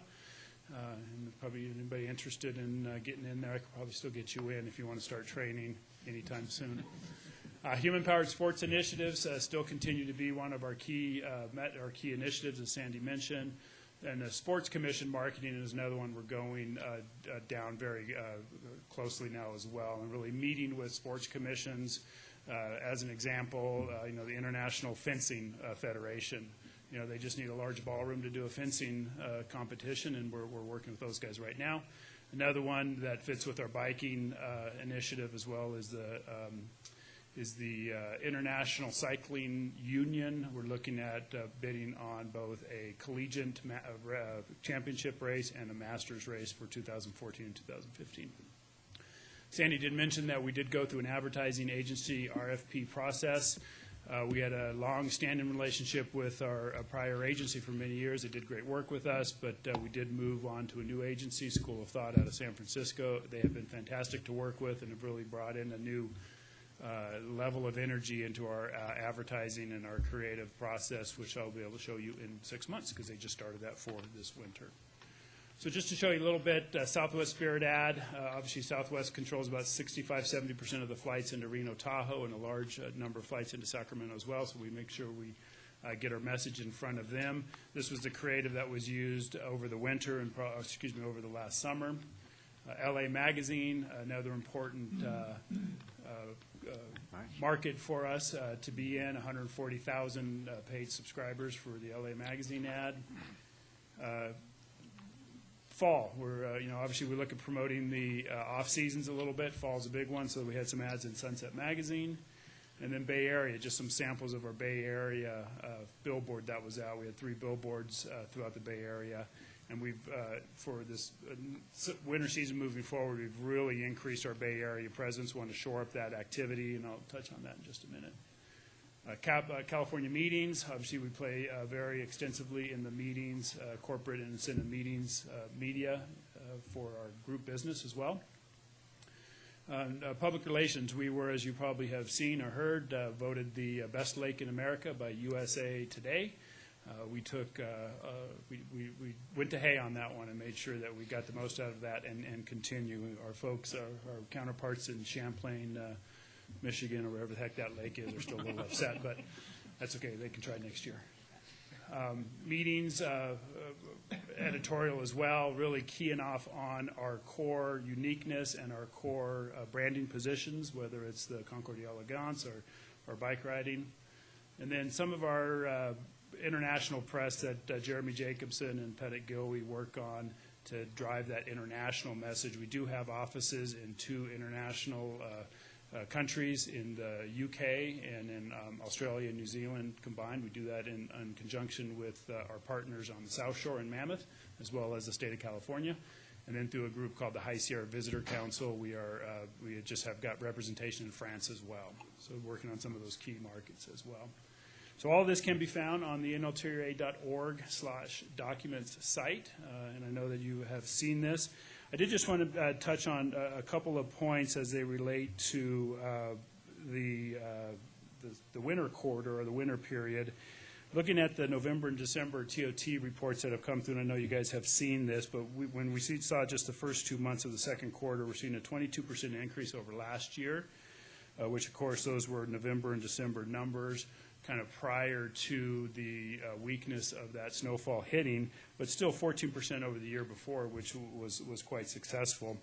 And looking at our M-Trip data, which some of you may be receiving this as well. I know Jennifer gets this on our board. Looking at the 6-month occupancy forecast moving forward, M-Trip is a mountain travel research project. I've mentioned it before to the board. We have a variety of properties that feed in on a monthly basis what their last month's occupancy was, rates, and revenue per available room.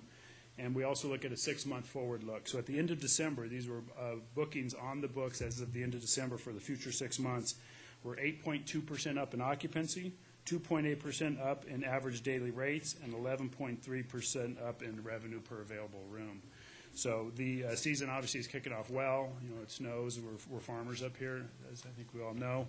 So the season is heading out well. We've got the X Games coming up that we are looking at. A group of us from Tahoe are going out to that at the end of this week to get a behind-the-scenes tour by those folks. We believe there are 3 or 4 competitors for that Winter X Games starting in 2015, and we intend to be one of the finalists come April. So with that, I can just answer any questions, and hopefully it looks like this again in another week or so.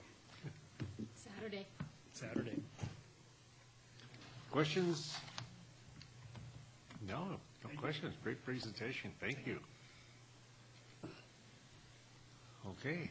I think what we'll do now is go into our closed session. The board will now adjourn to closed session to discuss the 2 items of litigation listed on page 3 of the agenda.